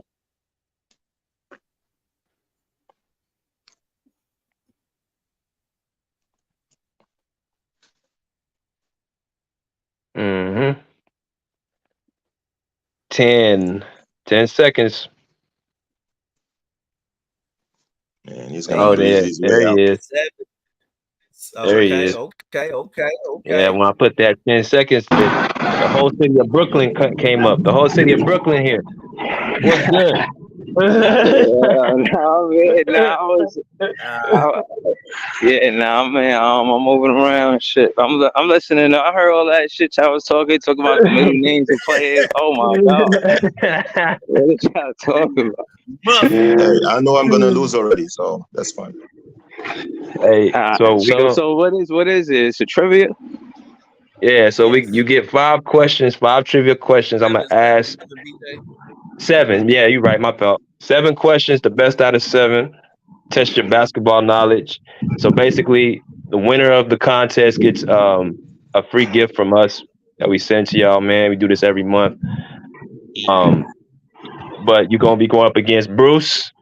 You get 7 questions straight out the dome. And if you don't know it, you can look it up on your phone or whatever you got around you. And the first 4 questions, best out of 7 wins. And you could whoever spits out the answer first. That's how we do it. Right. On some Family Feud shit. Exactly. There we go. All right, so let's start with the first one. Mix it up.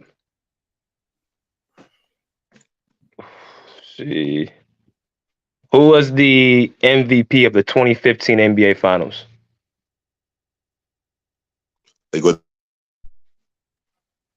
Iguodala? Yes, Andre Iguodala. All right, that's 1-0. 1 to Bruce, 0 to Breezy. We can go to the next question. What was the question? You didn't hear the question? Nah, that ass. I'm waiting for you to say the question. Did everybody hear that? Nah. Okay. Hello? I mean, if he didn't hear it, we'll redo it if he really didn't hear it. Nah, I didn't. I ain't gonna lie. All right. Let's go through the question. So,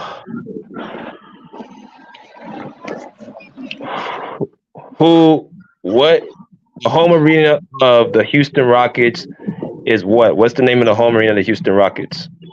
Oh my god. The Alamo.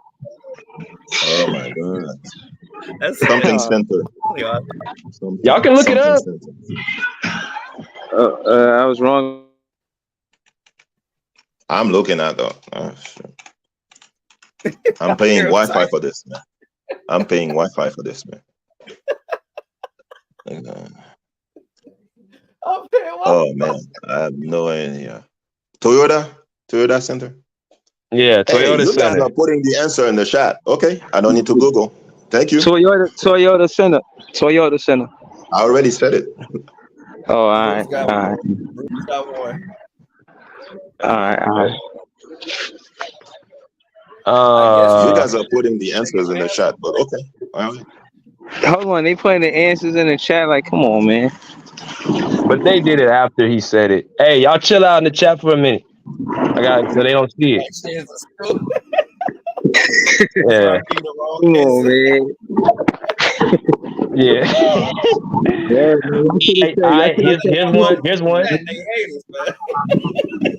Who was the MVP? Who was the MVP of the 2011 NBA Finals? The MVP of the 2011 NBA Finals. It wasn't Dirk? Yep. Okay. I didn't hear the answer. I'm sorry. I'm quiet. I didn't hear the question. Man, I'm kidding. 1-1. It's good. All right, let's go with. All right, I got something. I got one. No. Yeah. 1-1. Who's the all-time leader in let's see. No, not that one. I ain't gonna do that one. I ain't gonna do that one. Who is the coach of the Atlanta Hawks? Oh man, he was Utah coach. Quinn Snyder right now. Quinn Snyder. Yeah, Quinn Snyder. 2-1. Bruce. 2-1. Bruce. Oh man. Let's see. Who is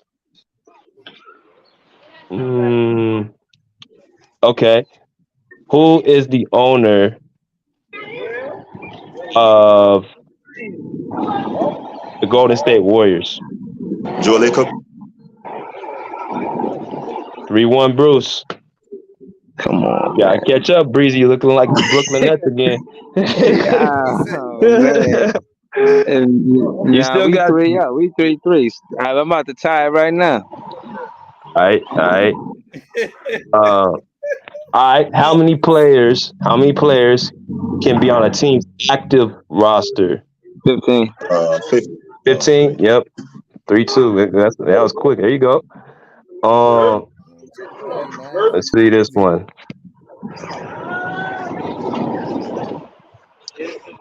What is the name of the arena that the Boston Celtics play in right now? Oh my God, I don't know that one. TD. Yep. TD Center. Okay. 3-3. Okay, tiebreaker right here. This is the last one. Whoever gets this one advances against Bubba in the championship round. So y'all both ready? Yeah, I'm ready. All right. Let's see. I'm gonna ask y'all a hard one. Joanne giving all the answers, bro. Joanne giving all the answers. No, I ain't see that. I'll be honest. I wasn't looking at the chat. But shout to Joanne, though. Yeah, speaking of them after I said. All right. So who is the all-time leader in rebounds in a single NBA game? Rodman? Wes Unseld? Nope. Nobody said nothing in the chat. There you go. Chamberlain? Yep. Well, Chamberlain, 55 rebounds. Respect my handle. Respect my handle. Respect my Your handle? You mean your jump shot? Your handle? You're Ben Simmons. Respect my handle. Handle? It's shooting, man. Congrats, man. Yo.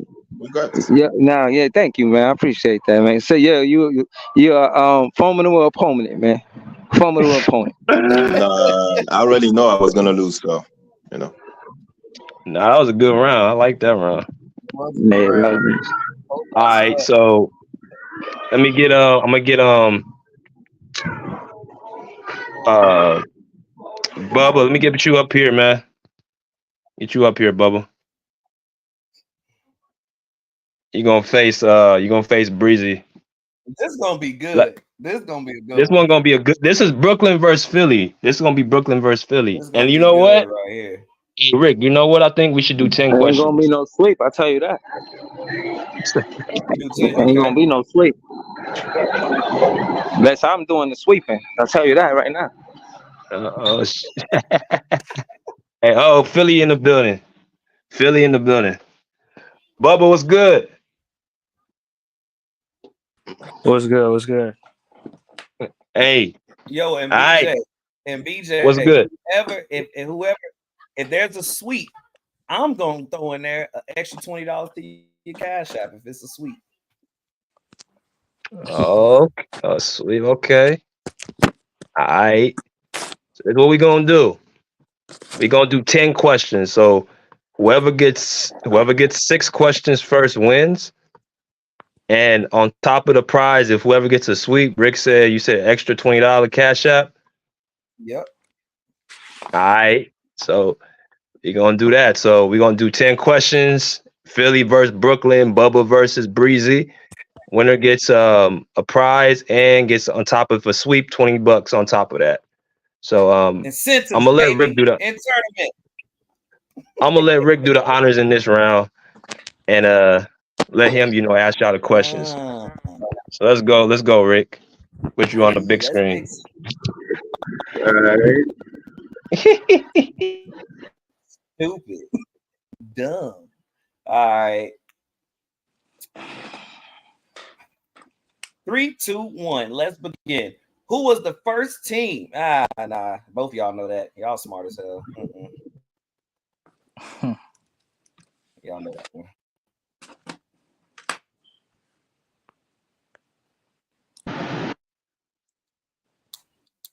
Yeah, hold on. I just want to say a disclaimer before I start. Can y'all hear me? Yeah.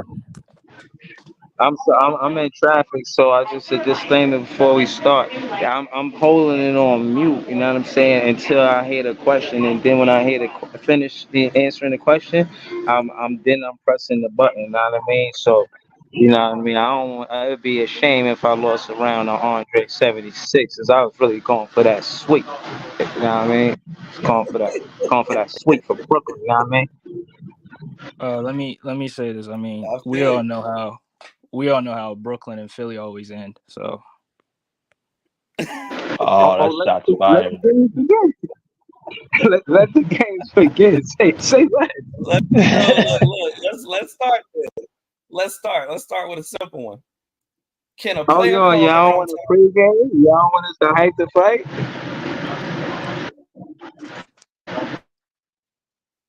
Nah, it's good. Can y'all hear me? Yeah. All right, here we go. Can a player call their own timeout? Yeah. Nope. I said that first for sure. Y'all both say yeah, right? Yeah, we both agree. It says no. Only the coach can call a timeout. A player, let me see, they are in possession of the ball. So no, a player must be out of bounds or just have scored to call a timeout. That's what it shows in here. Oh, all right. Let's go to the next one.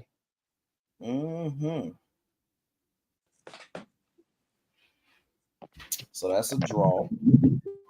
Yo, hold up, man. I could have swore I seen a million players call a timeout, man. Yo, I ain't tripping. Yeah, well, you tripping today. You tripping today. Hey. All right, let me know when y'all ready. All right, we're ready. Yeah, we're ready. All right. Can a team waive a player during the playoffs? No. Nah. Bubba said it first. Whoever said it first, and I get the other point from the last round. There. Give me mine. Sound like me in math class. Give me mine. Nah. Let's wind up then. Wow. Yo, what's the score, man? Bubba 1-0 right now. You gotta come back. You gotta come back. I'm trying to win for real. I'm not trying to take no loss for Philly right now, man. Stop that, man. Let's wind up, man. What we doing? Hey, I love the energy. I love the energy. All right, here we go. Which NBA team's mascot is a green anthropomorphic creature named Stuff? A green Celtics. Green. Is it the Thunder? The Magic? Denver. The Magic? Nope. Yes. Denver. Celtics or Denver? Magic already. Orlando Magic. Oh, you said Mavericks? Yeah, Bubba said Magic. Magic. Okay. Yeah, I know it's a team that starts with O. All right, here we go. Let's find one. You know what I'm saying?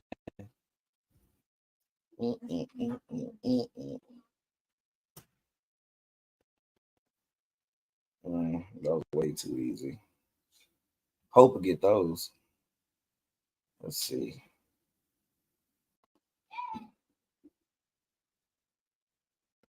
Okay, here we go.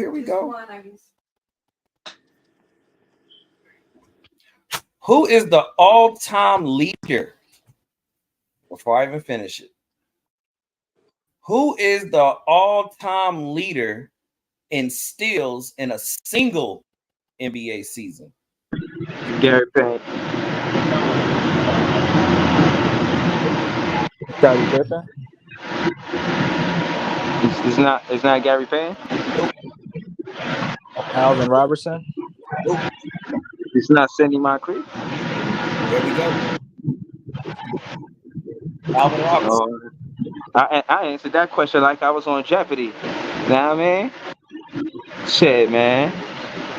You should have said that shit for $5. Son, know what I mean? Wait, what's the Man, answer? Breezy got Alvin Robinson. No, I said Alvin Robertson. Oh, then I got it.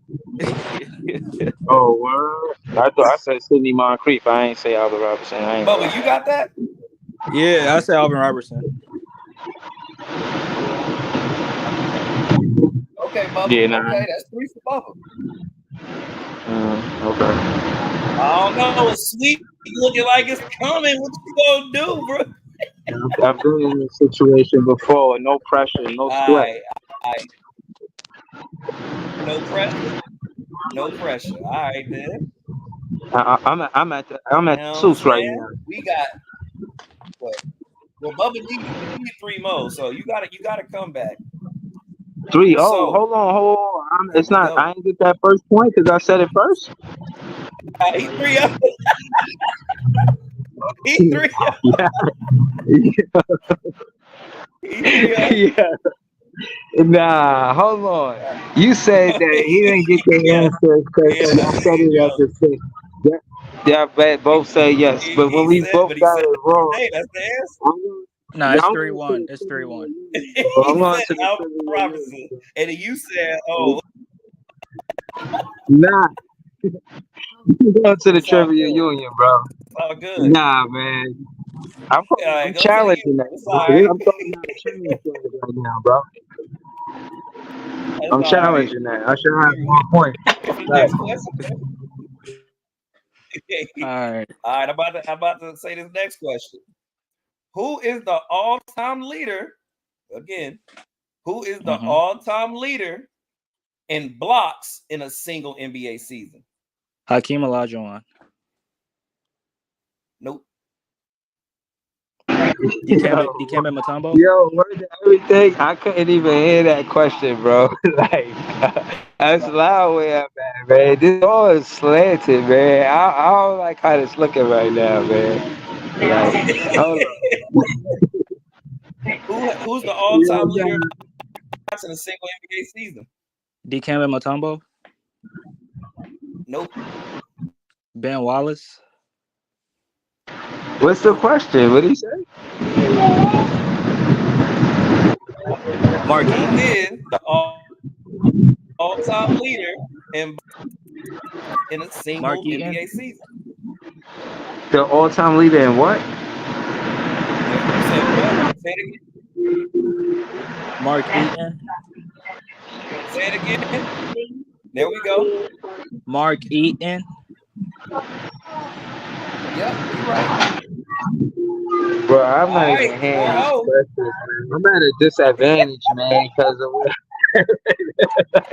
Yo, you can Google it all that.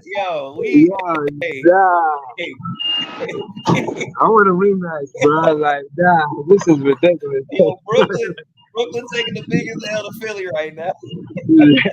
Nah, I'm on a train, man. Yeah, it's like in and out, and I'm missing the question. Like, I ain't even hear the last question. Now, the last time I just heard the answer, you just said Hakeem Olajuwon. I was like, yo, what did you even ask him? I'm gonna give you 60 seconds to get right. I'm gonna wait a minute. Nah, I'm telling you, bro. I'm in traffic, man. I'm moving around. It's gonna take longer than 60 seconds. I think we should just reschedule it. So I'm saying, like, reschedule it. So you forfeit.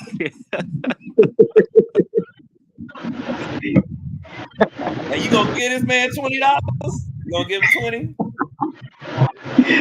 Yo, hold on. I can't hear you. Say that again. It's where So I'm you gonna at, get this bro. man $20 forfeit? Nah, I'm not Oh forfeiting. I'm well. joking. I'm not forfeiting for real, but nah, man, I'm not gonna forfeit. It's hard for me to All hear the right. question. Okay. All right, I'm listening. All right. I'm about to say the next question. I'm listening. I hear you. All right. I'm about to say it. Who owns? Again, who owns Portland Trailblazers? Who owns what? Portland Oh, Trailblazers. own what? Like who own what? Is it Jody Allen? Who owns the Portland? Is it who? Who own what? All right. Name. Is it Jody Allen?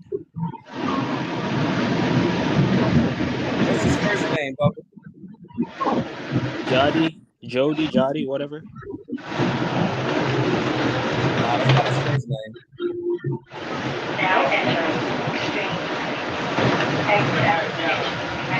Oh, who owns the Blazers? Is it Paul? There we go. That's 5 for Bubba. Yo, Paul Allen. Oh, somebody about to get sweat. Yo, I'm gonna need you to get one yo, because I gotta get Bubba $20. Stop yeah, playing. nah, this trivia leaving a stain on my jacket, man. Nah, I want a rematch, man. At the Royal Hey, Court hey, it's gonna be a stain on people tonight. I'm in New York. I got 6. I love New York, man. All right, here we go. That's yeah. Hope it get better.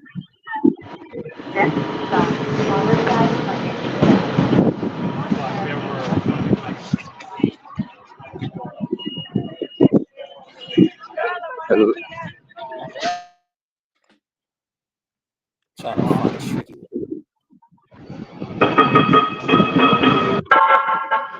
All right, y'all ready? Yeah. All right, y'all ready for the last question here? Because it looked like Bubba about to take it home. All right, go ahead, man. I'm listening. Who is the all-time? Again, who is the all-time leader in a single NBA season? All-time leader in what? Abdul-Jabbar. Free throws. Nope. Oh, Mark Price? No. Wait, say the question again. Nope. Yeah, what Who was is the the question? all-time All-time leader in what? in free throws made in a single NBA season? James Harden. Nope. He said free throws attempted in one season? No, free throws made. Oh, free throws made? Is it James Harden? Curry? Nope. Karl Malone. Nope. Free throws made. Stockton? In a single NBA season. Said what do you say? Nash? Karl Malone. Nope.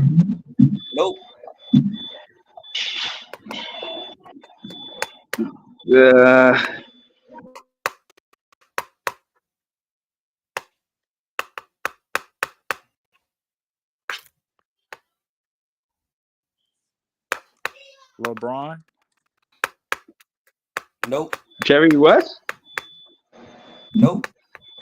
Oscar Robertson. Nope. Will Chamberlain. Yep. Then I gotta Wait, get this what? man $20. Wait, what? He Wait, said Will Chamberlain. Wait, that's true? That's true.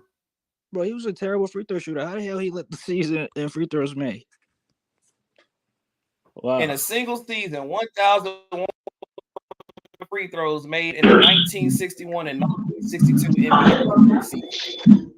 Damn, Breezy. What is Damn, you that? let whole city of New York down, man. You let What everybody did down. who was the answer, man? God damn, bro. Breezy, you got, man. You might as well got ran out with KD and Kyrie and James Harden, man. God damn. Hold on. So hold on. I said Jerry West. What was the answer? Who?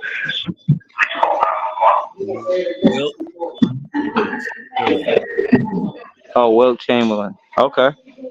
Bubba, Man, I still think I got that 1 point stolen from me, man. For real, man. I really felt like I had that 1 point.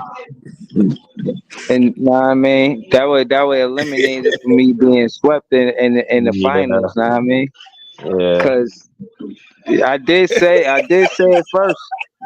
You know what I'm Yeah. saying? I did say it first, and then then he said, "Yo, you don't get that point." And then when he said it first, he got the point. I'm just saying, like, Hey, Bubba, let me so Bubba's Gideon said failure. Hey, let me get my victory speech. Go ahead, Bubba. What's the victory speech? I mean, we're like I said before we started. I mean, Philly, Brooklyn, we already know how this was going to end. I mean, we swept them last year. We're looking to sweep them again this season. And it's easy work. Breeze, you gotta respect my hand, and you can get your rematch anytime you want, bro. Damn, man. We can go trivia questions, debate, however you want it. We can do it, bro. I just want to know. I just want the one that's the panelist not to be the judge at the same time too, because I don't know if we confuse our voices that one time. It should be 6-1, man. It should be 6-1, man. He'll do it That's next time. I'm the people's champ. Word.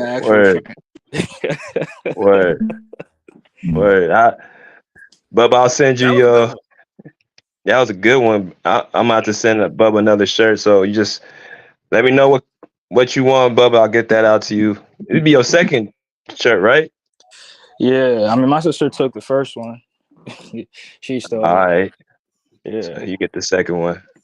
Well, congratulations to Bubba. So Congratulations. To Bubba. Yes, sir. Stand up, Philadelphia. Stand up. You know what I'm saying? Yes, I'm gonna let everybody back in the chat if y'all want to come in. We got a little more time left before we close it down. If I want to talk about something else, shoot me your cash out, brother, man. And B Jizzle, man, I'm about to head out and go train Malik. All right, word. All right, fam. All right, Peace, fam. y'all. All right, Rick. Let me drop this. Link for y'all, man. If y'all want to come in.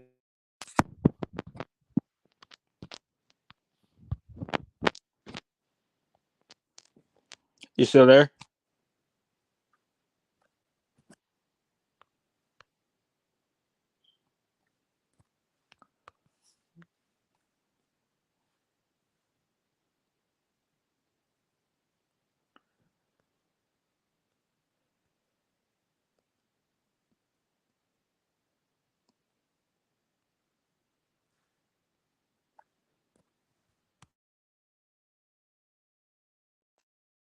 Yo, Bubba, can you hear me? Yeah. All right. Breezy, you still there, bro? Yeah, I'm here. I'm trying to get to a quiet place. It's impossible right now. All right, word. Let's ask anything. What you wanna say, Bubba, about anything else with this end season tournament that's going on? I mean, I'm in support of it. Now I know people disagree with it, but me personally, I support it. Like, I want these guys to go out there and compete. And when I saw Luka and Jokic out there, even though the Nuggets won, and I mean, I was really happy because it brings out the competition. Guys are more. I mean, the fans are really interested in watching these games. So me personally, I'm for it. I support it to the fullest. Word. All right. So, hey, y'all want to come in? Oaktown, Bruce, Gideon, y'all want to come back in here, man? Bam, the dude, Bam Womack, if you in here, bro, come back in. You want to talk more about the Clippers? I'm free to hope, and y'all want to come in. Let me drop this link again for y'all to come through. What you think about the Cavs and the Pacers? I know that's TuneIn Sports. What'd you think about that game? I didn't watch the full game. I watched only highlights of it, so I can't really speak on it. But I was listening to TuneIn Sports, and he was kind of like going in on JB Bickerstaff for losing in that game, and I kind of agreed with him because for the most part the players did show up, but I think there was a coaching error that went wrong. That's why they lost the game. All right. Yeah. Okay. We played What you Cleveland the think? other day. I don't think Cleveland that tough, bro. They could be beat. Like, yeah, they won that game by one, but in the series, I think we beat them in a 7-game series. Just off of what I've seen, I think they could hoop. I just think that you could slow down Darius Garland and Donovan Mitchell, and if they rely on them to score the ball for the most part of the offense, every other players are gonna get cold. But how because they're gonna want them to. They the one player, one A and one B. So they wait for them to heat up, and you can slow them down. So I don't know, bro. I think they're good, but I don't think they're a top 4 team this season, bro. I give them like 6. They're gonna fight for that 6, 7 spot, bro. That's. What about you? Y'all feel the same, or y'all think Cleveland gonna be better than that? I ain't seen too much. First of all, let me give a shout out to these two right here, Bubba and Breezy, man. If y'all want to go follow their channels, man, Bubba's Philadelphia content creator.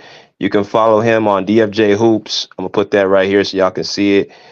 This is his page. You can go and follow him, check him out. Breezy, Nets fan, go follow his page. Big fan, Breezy. I'm on YouTube, great content over there. And, y'all go ahead. No, that's what I was saying. I was saying that they in a 7-game series they could be beat. I think they're a good regular season team, but in the playoffs, from what I've seen, I don't think they dominate. I think they're going to win games. So but I just don't think they're the top 4 teams in the East. I think they might be behind Philly. You know what I mean? They might toggle with the Bucks. I don't know if the Bucks are gonna be a 2 team, but we played the Boston Celtics. They look like a 1 team, but to keep it where you had with the Cleveland Cavaliers, yeah, I think they fight for like 5, 6, 7. Man, look for them around there. Yeah, y'all feel the same way, or y'all think they higher than that? Salute. Oh, by the way, the Pacers won the game. Just so everyone. By the way, the Pacers beat the Cavs. Just want to throw it out there though. The Pacers beat the Cavs on Friday though. It was a spicy game. Bruce Brown came out. It was the Brown bully was on the loose on Friday though, getting into the rack and then open jump shots. Look at Harden's defense. Tyrese Halliburton, man, was a Halliburton hurricane out there. His passing was exquisite. His 3-ball was on point. Miles Turner hit some dagger shots. The Cavs, I mean, they had to try to rally from behind, though. It's just that Cleveland's offense is too streaky for me, man. It's lights on, lights off. Donovan Mitchell scores a lot of points.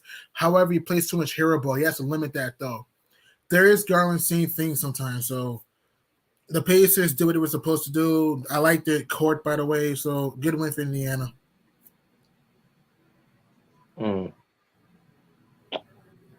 Anybody want to counter that? Bruce, you want to counter that? I know Donovan Mitchell is your guy. I don't know about Cleveland. I mean, Donovan Mitchell has been playing good. It's the shooters, the people that were supposed to be helping him this year. I mean, he has been passing the ball to wide open people like Max Strus. I mean, Strus is shooting like 29%, like 30%, right? So the other players have not hitting the shots. Like Craig Porter also, and Garland have missed some games, I think. Garland and Jared Allen. Yeah. He's missed some games. Mm-hmm. So I think Cavaliers could be better. They need to be healthy, and the shooters have to hit the shots. I haven't watched the game Cleveland Indiana. I mean, I have no interest in those teams. No interest. I mean, to me, those teams not gonna win anything. So Yeah, I ain't gonna lie. I watch those games because I feel like those wins they affect the standings where you fall, what seed you are. You could be a good look at Orlando. You know what I mean? They beating teams. They 4-2 right now. I mean it's early in the season, but when you look at the calendar, those teams probably feel like they could beat Orlando. But I think that's one of the better things with the new rules. So more teams are competitive from one night to night. You can't really just pencil in the W. You really got to go out there and play basketball, a good brand of basketball. Indiana, they look good, but I think they lack paint help, and that's where they fall short. I don't think they're going to be a good rebounding team, and you know what I mean. The more in the Eastern Conference is physical, is real physical, and I think that's where they'll fall short. I think they cool down once they play more games, like between 10-20 games. I think they'll be like maybe 7-8, 7-8, 7-8, 9, something like that. Did they lose to the Hornets last night, which is unacceptable for the Pacers? Because Halliburton is not, his IQ is crazy. Mm-hmm. Yeah, I saw that game against Charlotte and Indiana, where Charlotte LaMelo Ball picked Halliburton up at half court and stripped him. Mm-hmm. That was a good play. Yep. Game-saving play right there. What's so weird is that the Pacers nailed 22 threes, hit 12 in the third quarter in that game. That was so weird against the Hornets last night. It's just that like what Breezy said, the Pacers need, other than Monster, this team is a rim protector, bro. And they need more shot creators in that team that can create those shots in the paint. They don't have enough. Yeah, in the Eastern Conference, I mean a lot. It's probably more of a faster pace in the Western Conference, but the Eastern Conference is sometimes you get in those half-court situations where you just got to rebound. You got to play defense and rebound. And if you can't rebound after you play defense, teams are going to get those second chance points. If you look at the stats, that should be mattering. I seen second chance. If you play basketball, that second chance points be taking the life out of the team. You know what I mean? You be like, damn, I play all that good defense, and then they get that. You know what I'm saying? So that's the Eastern Conference is like that. So I think they are talented with Halliburton. They got Obi-Wan over there. They got some. You know what I mean? They doing some things, but it's an 82 game season, so. But I wanted to ask BJ, in your opinion, bro, the city, what in your opinion, who they fan for the most? You know what I'm saying? Out of Paul George, Kawhi Leonard, or they just look at them as a team? Do you know what I mean?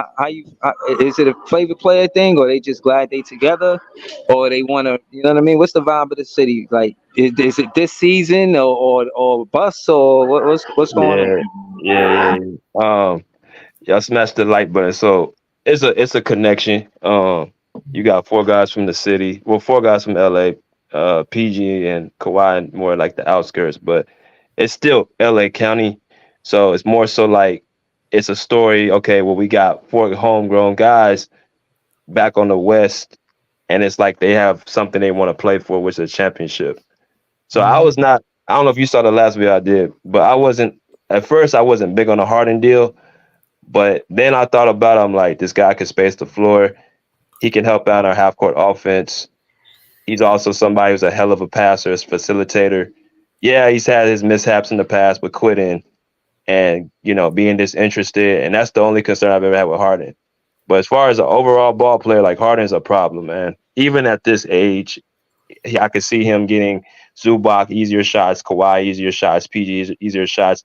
The only thing is going to be a sacrifice where, Westbrook and Harden, they're going to have to be split up. I don't think you start those 2 in the backcourt. I think you got to have, and this is where the relationship comes in, where I think it's like, okay, Westbrook and Harden been knowing each other since Boys and Girls Club. They've been knowing each other since they were like 6, 7 years old.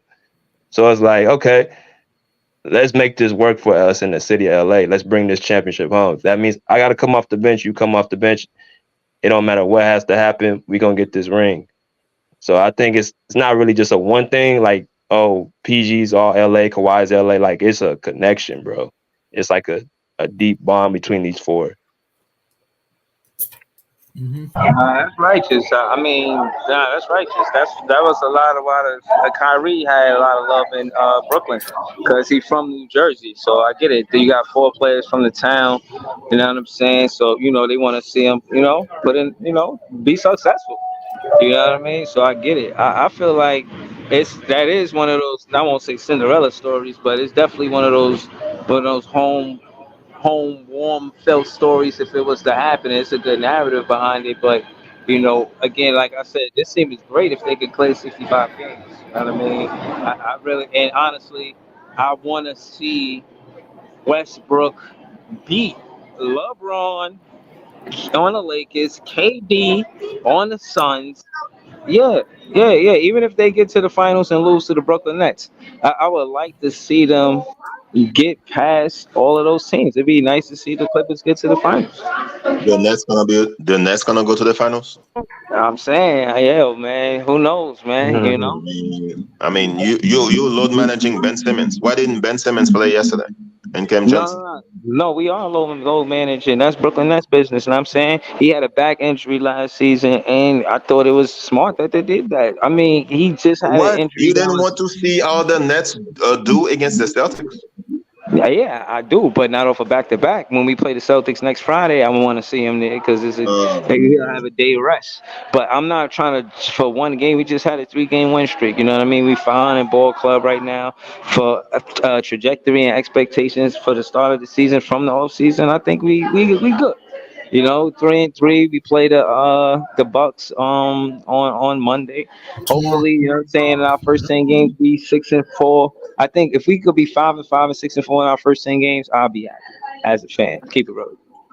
I'll be happy as a fan. I think that's you have a really good shot to beat the Bucks. You have a really good shot to beat the Bucks tomorrow. Again, I'm not a believer in Milwaukee, man. I don't know what people see in the Bucks, man. I'm not a believer in Milwaukee. I mean, look, the Bucks have the bench is mediocre. Dame shoots you in and out of. Dame's a good player, but he can shoot you out of games, especially in the playoffs. He shoots teams out of games in the playoffs.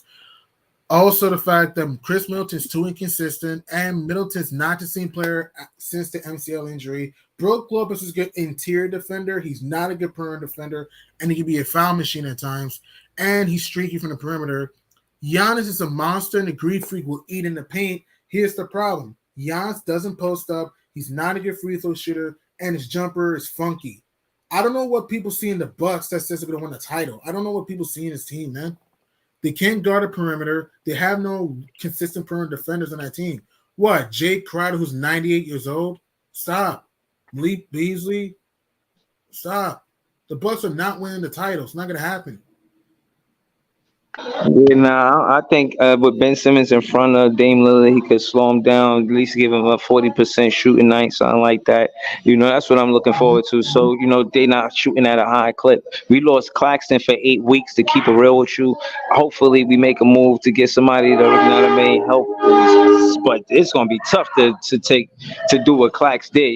I think he's a tough player to replace. We got Harry Giles, but I don't know when he's going to be in the lineup. He hasn't played a game out of 6 games, but we need somebody that Clax out for 8 weeks. Word. But Booker. I'm gonna jump in the chat, fellas. I'm gonna jump in the chat. Booker is gonna be out for a while. He has a calf strain. So yeah, no D Book tonight. That's why. And by the way, Bruce, what y'all feel about the Suns, man? Like the Suns. They're in trouble. They're in trouble. Right. And by the way, guys, send my number in the private chat if you wanted. Yeah, D Book being in the calf strain, that's huge. D Book and Brad Beal being hobbled, man, that's just too much. That's a lot, though. That's a lot for KD to handle, though, and the Suns to handle. And KD's not looked the same this year, though. Nah, you don't. I mean everything is gonna be on KD. It's not gonna. I hope he doesn't break down. Probably. A team out there that's kind of been surprising? The Atlanta Magic, though. Without Wendell Carter and Markelle Fultz, they knocked off the Lakers in a rout. I think the Magic have been a surprise team, though. You think they have a really good shot to be a playing team, potential playoff team? I think they'll be in probably that 7th, 10th seed. Okay. I don't know if they'll make a deep run. I don't think they're there yet. Losing Wendell Carter is a good loss. You gotta still you gotta have a star over there still. So right. I don't think Moncarroll is that yet. Yeah, that's true. That's true. That's true. That's true. Phoenix, the Phoenix Suns are gonna be the Brooklyn Nets the last couple of years. That's what's gonna happen. Possible. Average depth and not good defensive and mediocre defensive team that plays iso ball, and that's only one ball. How did Book get a calf strain? He didn't even play yesterday. Did he? Nope, he didn't play yesterday. Nope. He only played 2 games this year. They're gonna play Detroit. Detroit is a very good team, in my opinion. Detroit is decent. They're a surprise. They're decent. Who's been your disappointing team this year? For me, I say who's been your disappointing team? I say a little bit of Memphis. Oh yeah, Memphis is a disaster. Why would it be disappointing? They lost a lot of players. They lost to Washington and Portland. Come on. They lost a lot of players. They lost Dylan Brooks. They lost Steven Adams, Brandon Clark, and John Moran. Tyus Jones, and what's the center that got injured? Steven Adams. Yeah. I understand that. At the same time, you can't lose to the Wizards and the freaking Blazers. Man. Without they don't have anybody to score. I mean, Desmond Bain is not really a scorer. Marcus Smart is not really a scorer. Who else? I don't think they have scorers on the team. Yeah, Jaren Jackson's not scoring either. Jaren Jackson, yeah, he's not scoring either. They're gonna miss the playoff and play in my opinion. Agreed. What about the Spurs? I think the Spurs are kind of a surprise team, though. I know they need Devin Vassell back because he's hurt. Still, Wemby, KJ, Branham, Osman, Collins. The Spurs are an underrated team. What do you think about San Antonio? I don't know. I think it's too premature with them. I guess because we beat them by 50 or 40, whatever it was. It's like they beat Phoenix twice. I think that's what kind of said, okay, they can be serious. But I gotta see more for them. I gotta see Wemby against every team in the West. True. There's a rookie wall. There's a rookie wall. Wembanyama is gonna hit the rookie wall during the season. Wemby, yeah, think so. Yes. He's gonna hit the rookie wall. It's too long, and when he's running on the fast break, I'm scared that he's gonna get hurt. If I'm the Spurs, yeah, he needs to have some more. He needs to eat more ribs and more burger. The disappointing team, I think, the Chicago Bulls. You have decent players. You should be better than that. You have Zach LaVine, DeMar DeRozan, Nick Vucevic. Come on, man, you should win. But Kobe White should not be is not a starting point guard. They're gonna trade him. I think Kobe White is gone. I think Kobe White is gonna be traded. I think LaVine, DeRozan, and Vooch, one of them, or even all three. Don't be surprised, are probably be gone. They need to clean house, man. If they had a decent point guard like Chris Paul, they'd be better, much better, in my opinion. I think so. Another team that's kind of been disappointing, I say New York. I think New York has been disappointing. What do you think? Well, Randall's been garbage. They don't have stars. They have 3 players. I mean, top 3 players on the team. Like Randall is not a star to me. True. DiVincenzo, he's hot and cold. He's gonna be hot. He's gonna be hot one game and then like 5 straight games cold. Like Quigley too sometimes, and RJ Barrett. Yeah. And Grimes too. I love Queen Grimes. Good passer, good rebounder, good defender. Grimes is streaky too. Yeah. So I don't think the NBA champion is gonna come from the East. I think the East is terrible in my opinion. I think it's coming out the West. Yeah. I think Philly has a shot now. They really do. They have I a think really good Philly has shot. a shot. Kelly Oubre is bowling out of his mind. I mean, Tyrese Maxey, Mad Max turned up to a 10. Johnny B's playing an MVP level. You have they're playing great basketball though. They're a good defensive team. They're playing great though. You still do you still downgrade the Nuggets now, Bruce? Michael Porter's starting to play better the last 2 games. I still don't believe in the Nuggets. I'm sorry. I think the Nuggets.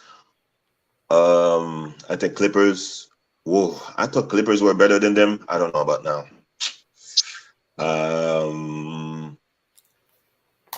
I think the Warriors are better than the Nuggets. I think the Timberwolves are better than the Nuggets. Whoa. I think Timberwolves. Yes, I think Timberwolves have Nuggets number. Yep. I don't trust the T-Wolves' depth. I don't trust Cat in the playoffs. I don't trust Gobert in the playoffs. Ant-Man, look, I love Ant-Man, and Ant-Man's a dog, and Ant-Man can get to the rim. Sometimes he can shoot you into the game, and he can shoot you out of the game, and his defense comes and goes. And here's the thing, too, on that Wolves team. Who's stopping Michael Porter on that team and Aaron Gordon on that team? Michael Porter is gonna stop himself. If I'm playing the Nuggets, I cheat on Michael Porter. I let Michael Porter Jr. shoot. So we did let Michael Porter. I know Michael Porter's streaking it in car racks, but you just let Michael Porter shoot and get open looks. So if you Yes. You can shoot all the shots you want. I let Aaron Gordon shoot too.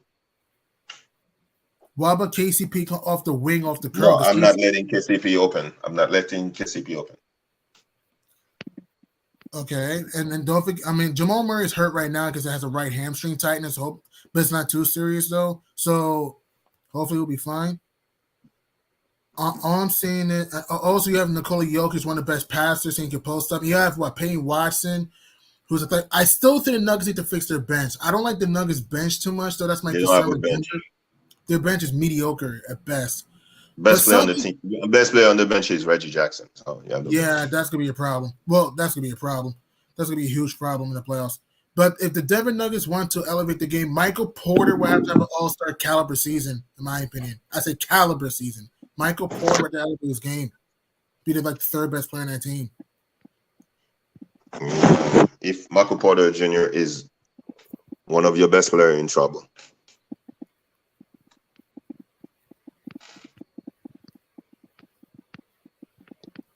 Okay, so you're saying that you don't have the Nuggets win the West. Okay, who do you think wins, as of right now? Who do you think wins the West as of right now? I have to see James Harden play. Okay. I had the Clippers. No, I don't know about now. Okay. Because I don't see the size for the Nuggets on the Clippers. Zubac and what's his name? Plumlee, they cannot guard Jokic.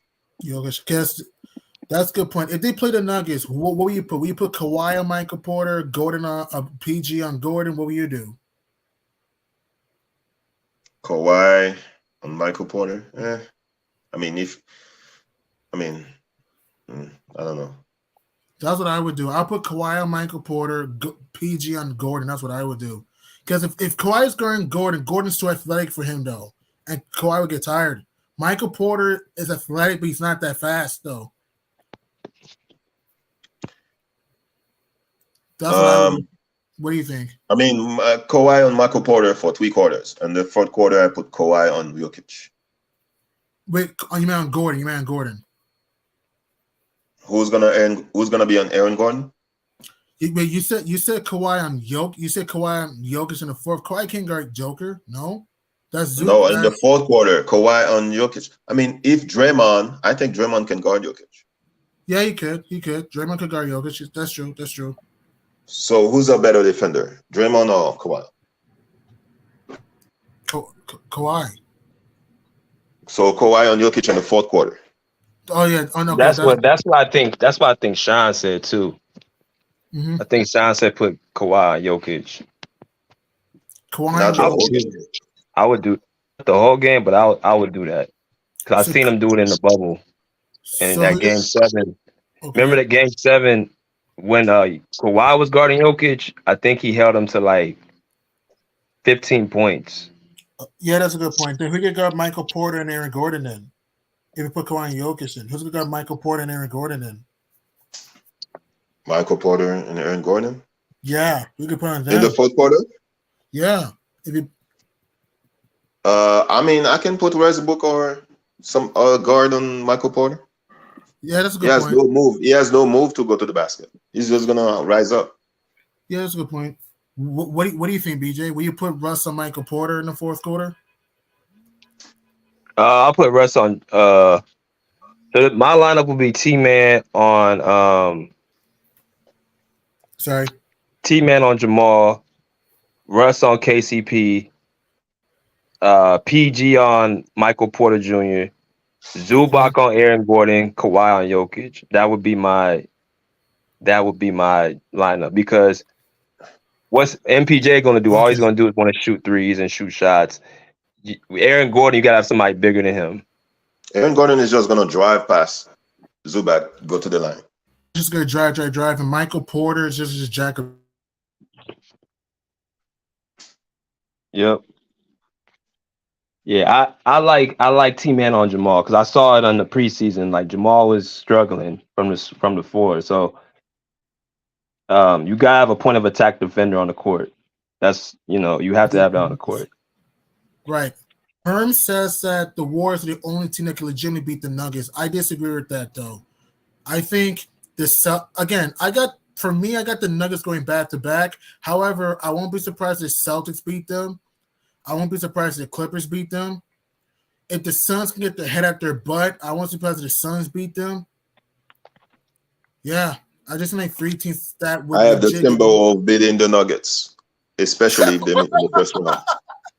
All right. They'll beat them. No way, man. Okay, all right. We'll see. Watch Michael Porter and Aaron. Watch Michael Porter go off. Watch Michael Porter or Jamal Murray go off. Watch in that series. On what? Bro, the Wolves. The Timberwolves, they just need IQs. They have talent. Right. And that's my point. Right. And Minnesota they have talent and they have no IQ. And that's why I don't have the Wolves. And I think Anthony Edwards is gonna destroy the Nuggets in the playoff. Yeah, I do too. Hey, Bruce, get on the ant train. I see you, Bruce. Get on the ant train now. I told you in the summer I'm in the A train. That's my other guy. when Curry and Kawhi gone, I'm gonna be the A train. Mm-hmm. Yeah, I'm gonna jump in. I'm gonna jump in way before everybody's jumping. I'm jumping in now. I do love Ant-Man. Athletic, creates on shot, can get to the rim. You gotta love Ant-Man. And he does care about winning. You gotta love Ant-Man. He does care about winning. Everybody's hype about the Nuggets. They're gonna repeat. I don't see the team is gonna repeat, but okay. All right. Right. I'm not guaranteeing a repeat. I'm not guaranteeing it. The only teams that I could legitimately see them losing to are the Clippers for reasons, the Celtics, and the Suns if healthy. Those are the only teams that I could legitimately see the Nuggets losing to. I'm telling you, Timberwolves can bother. They can, but they won't. Keyword can. They just destroyed the Nuggets the other day. That's the only loss the Nuggets have. I know, but that's a good point. That's a good point. I understand. The word can. Of course they can. I just don't think they will. There's a difference though. Last year in the playoff, that's the only team that really give Nuggets headaches. Well, technically the Suns too. The Suns won 2 games, so technically the Suns. Man, no. Wait, Bruce, you trust the Timberwolves coach? No, I don't. I do not. Chris Finch.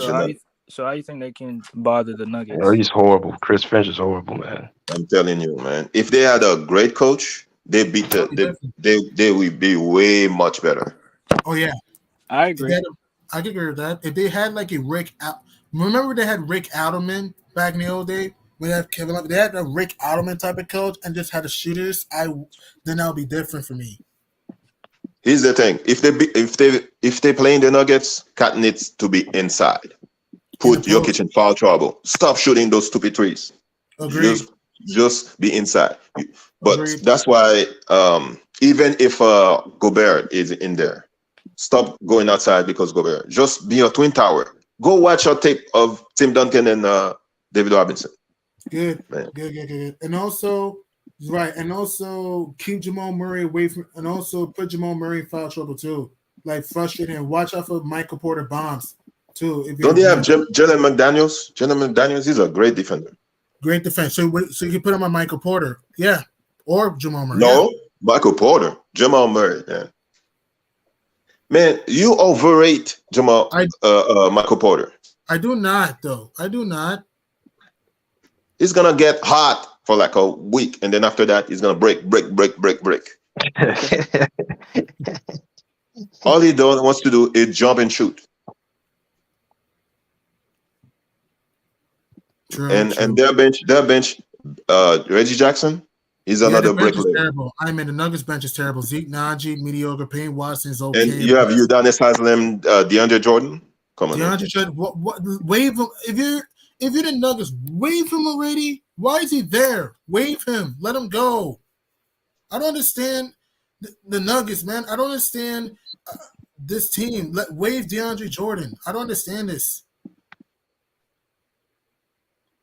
He's just there for a free ride. Wave him, though. I don't know. All right. Everybody's on the Nuggets gravy train. Okay. All right. But I think many people on the Bucks gravy train. Many people on the Bucks mashed potato. I agree with that, man. Everybody's on the Bucks. The Bucks I don't see that too. Winning the title, like I don't see that too. Stop overhyping Dame in the playoffs. Dame had 2 great series. Dame choked against Golden State. Dame choked against New Orleans. Dame choked in second halves against Denver 2021. Dame's not a great playoff performer. Stop looking at just game-winning shots in the first round. Here's what I'm gonna shock people. I think Atlanta is better than the Bucks. If you talk about as of right now, just right now, you can make a DeJounte Murray is gonna destroy Dame Lillard. I can agree with that. He'll kill Dame on drives. He has a nice mid-range. DeJounte Murray has a feathery mid-range too. And he's athletic too. And great defender. And Quinn Snyder is a way better coach than Griffin. Oh, by far. And also Trae Young. I think will eat against the Bucks too. That's true. I mean, even Orlando is better than the Bucks to me. Right now. I've said on this podcast, Phoenix Suns and Milwaukee Bucks are playing teams. Phoenix is looking playing team right now. No, they're going to the conference finals, bro. So they keep talking about Kawhi getting hurt all the time. What about Booker? They're not going to talk about that, Bruce. They're not going to talk about that. What about Bradley? Talk about that. They're not going to talk about that. You know, I have to, and also Nurk and KD. Don't forget Nurk and KD. Yeah. But to me, I don't want to assume injuries. I don't want to assume injuries because injuries can happen towards any player. I don't want to assume injuries because it can happen towards any player. Like Russ in 2013, I didn't think he would get hurt in the playoffs, but he did. So I decided to assume everyone's going to be healthy by playoff time. That's just me personally. Like, look at Klay Thompson 2019. Did you think we would have a torn ACL? I didn't predict that. I mean, but that's Booker what they do. He has a calf strain. That is what you know. What? Hey, I hope nothing serious happens when you start having those little nicks, those little knick-knack strain calves and stuff. That type of stuff can lead to a serious injury.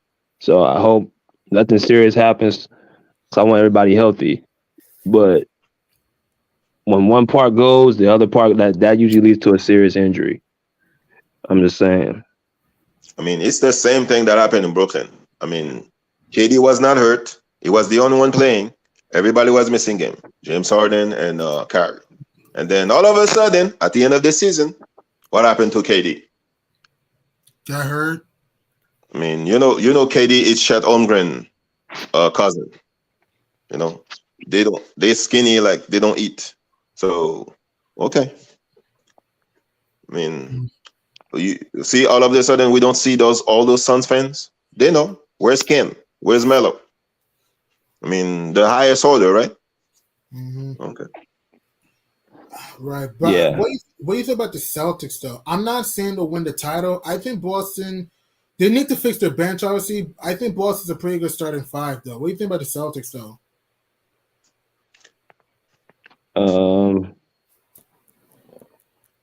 The Celtics, I don't really have much.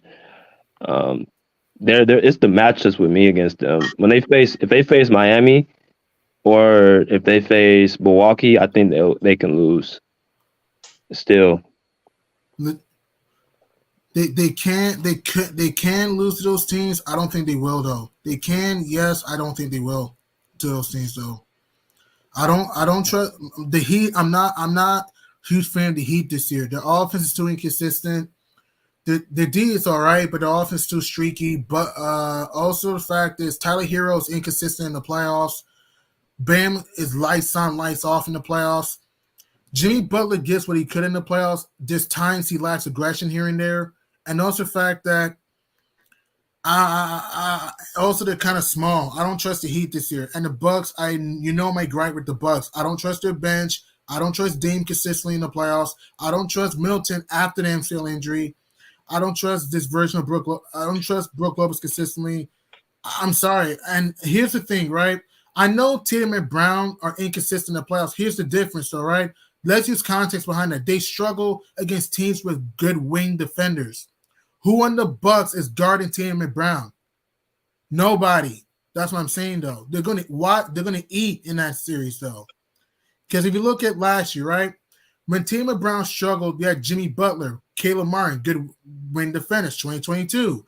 Draymond Green, Andrew Wiggins, Gary Payne, good defenders, 2020. Jay Crowder, Iggy, Butler, good wing defenders, right?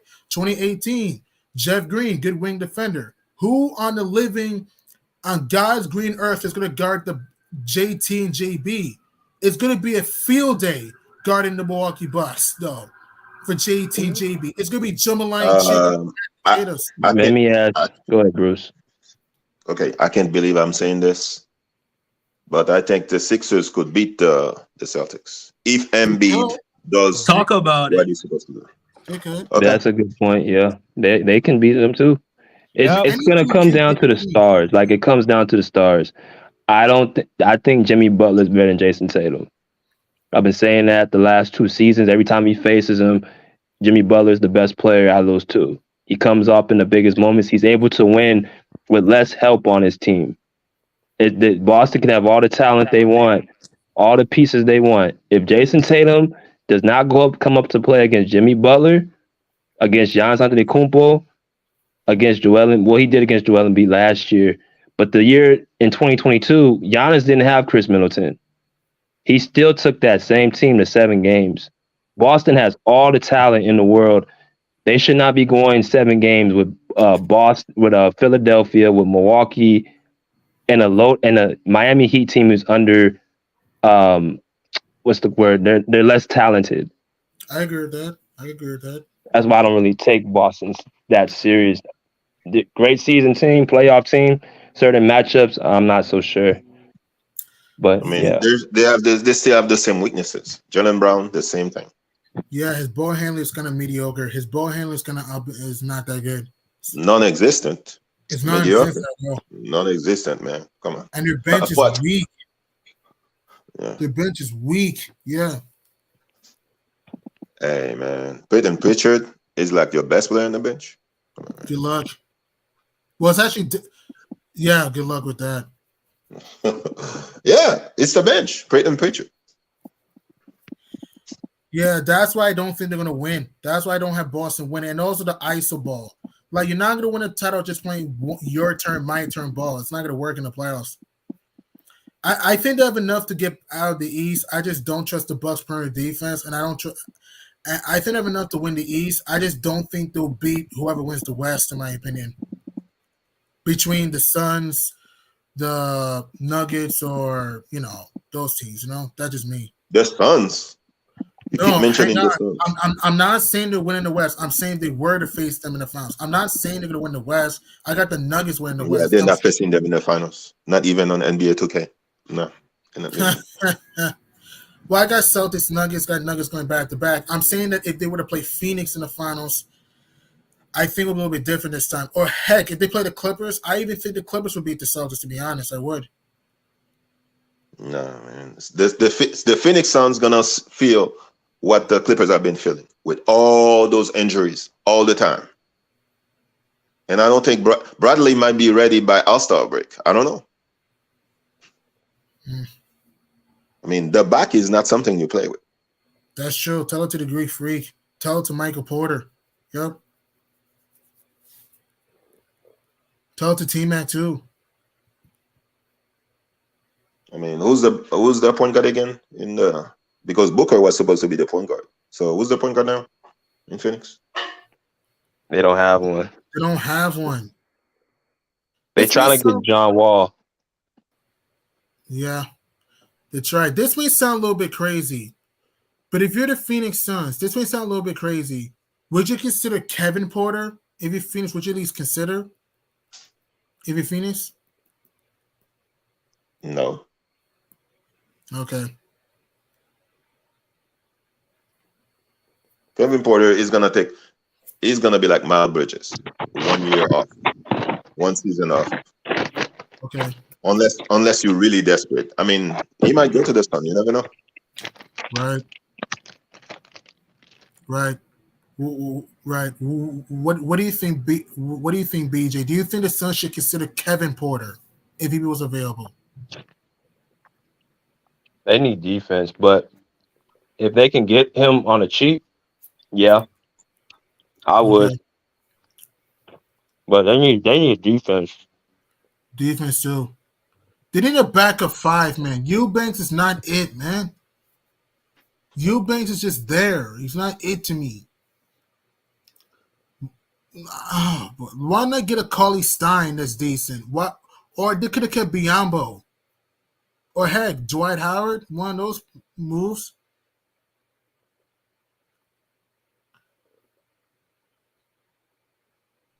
Nobody's gonna touch Dwight Howard right now. Yeah. But all right, fellas. We got our last second thoughts in before we end the show. So who wins the in-season tournament? Some sorry team. Because winning the in-season tournament, I don't think the contenders really care about that. I mean, Timberwolves could win it.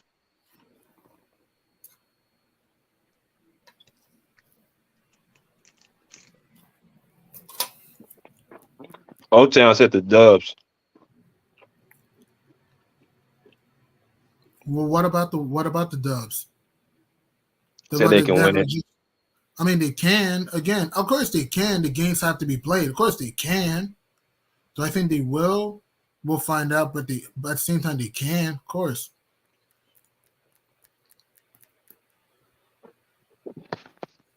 Okay. What about you, Bubba?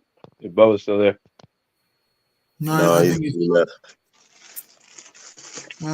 in season, I'm not a big fan of it though. The only way it makes sense to me is if you have like a playoff implication type of thing. Is if the winner, if the tournament winner automatically gets a playoff berth. That's the only way this makes sense to me though. Other than that, it's just like a dog and pony show type of thing. It's a time. It's a waste of time. I mean, the WNBA at the in-season tournament, and the team that won it lost in the finals. So crazy, huh? the New York Liberty, crazy, huh? It was the same. It was the same team that played in the finals of the in-season tournament in the WNBA. That's the team that met in the finals. Oh yeah, the Commissioner's Cup. Yeah, that was called the Commissioner's Cup. I know what you mean. The Commissioner's Cup. Yeah. Yeah. It's a waste of time. Like, if you had them, so what's the point having this? Like, what, $500,000? And I mean, it's a lot of money for people who are not making a lot of money. True. The money part is fine. That's a good point. That's true. But there should have some playoff implications in there, you know? So the players can play hard. It has to have something in there. You don't think so? I mean, whoever wins the cup, automatic playoff. You in the playoff. Whoever wins the cup. Automatic makes the playoffs. Yeah, something like that. Yeah. That should be it. Yeah. To have some suspense, you know? Something to excite us for. just winning a cup and money, really? Nah. That's 5-year-old stuff. Nah, man. That's like 15-year-old stuff. Come on, man. Right. Yeah, and by the way, my number's in the private chat, by the way, guys, if you want it. So just want to throw it out there. Nice seeing you again, BJ. Nice seeing you again, Bruce. Please smash the likes for BJ. Yeah. All right, y'all. Appreciate y'all coming through. You're welcome. Stay safe. All right. Peace. Peace. Peace. All right, so that concludes today's show. Rick had to leave a little bit early, but definitely it was great having y'all boys on the show. If y'all want to share your love to the podcast, make sure you hit the like button, hit the share, the subscribe, hit the Cash App. Cash App $ BJ Matthews will be back on Tuesday for recap of the second day of NBA's in-season tournament. Vote into the chat box as well. How do you guys feel? Who had the best game on Friday? Make sure you guys stay involved, man, and continue to support the Pull Up Basketball Podcast. We'll be back on Tuesday night to recap day 2. So pull up a seat, pull up a chair, pull up. Peace. Out of here like swimwear.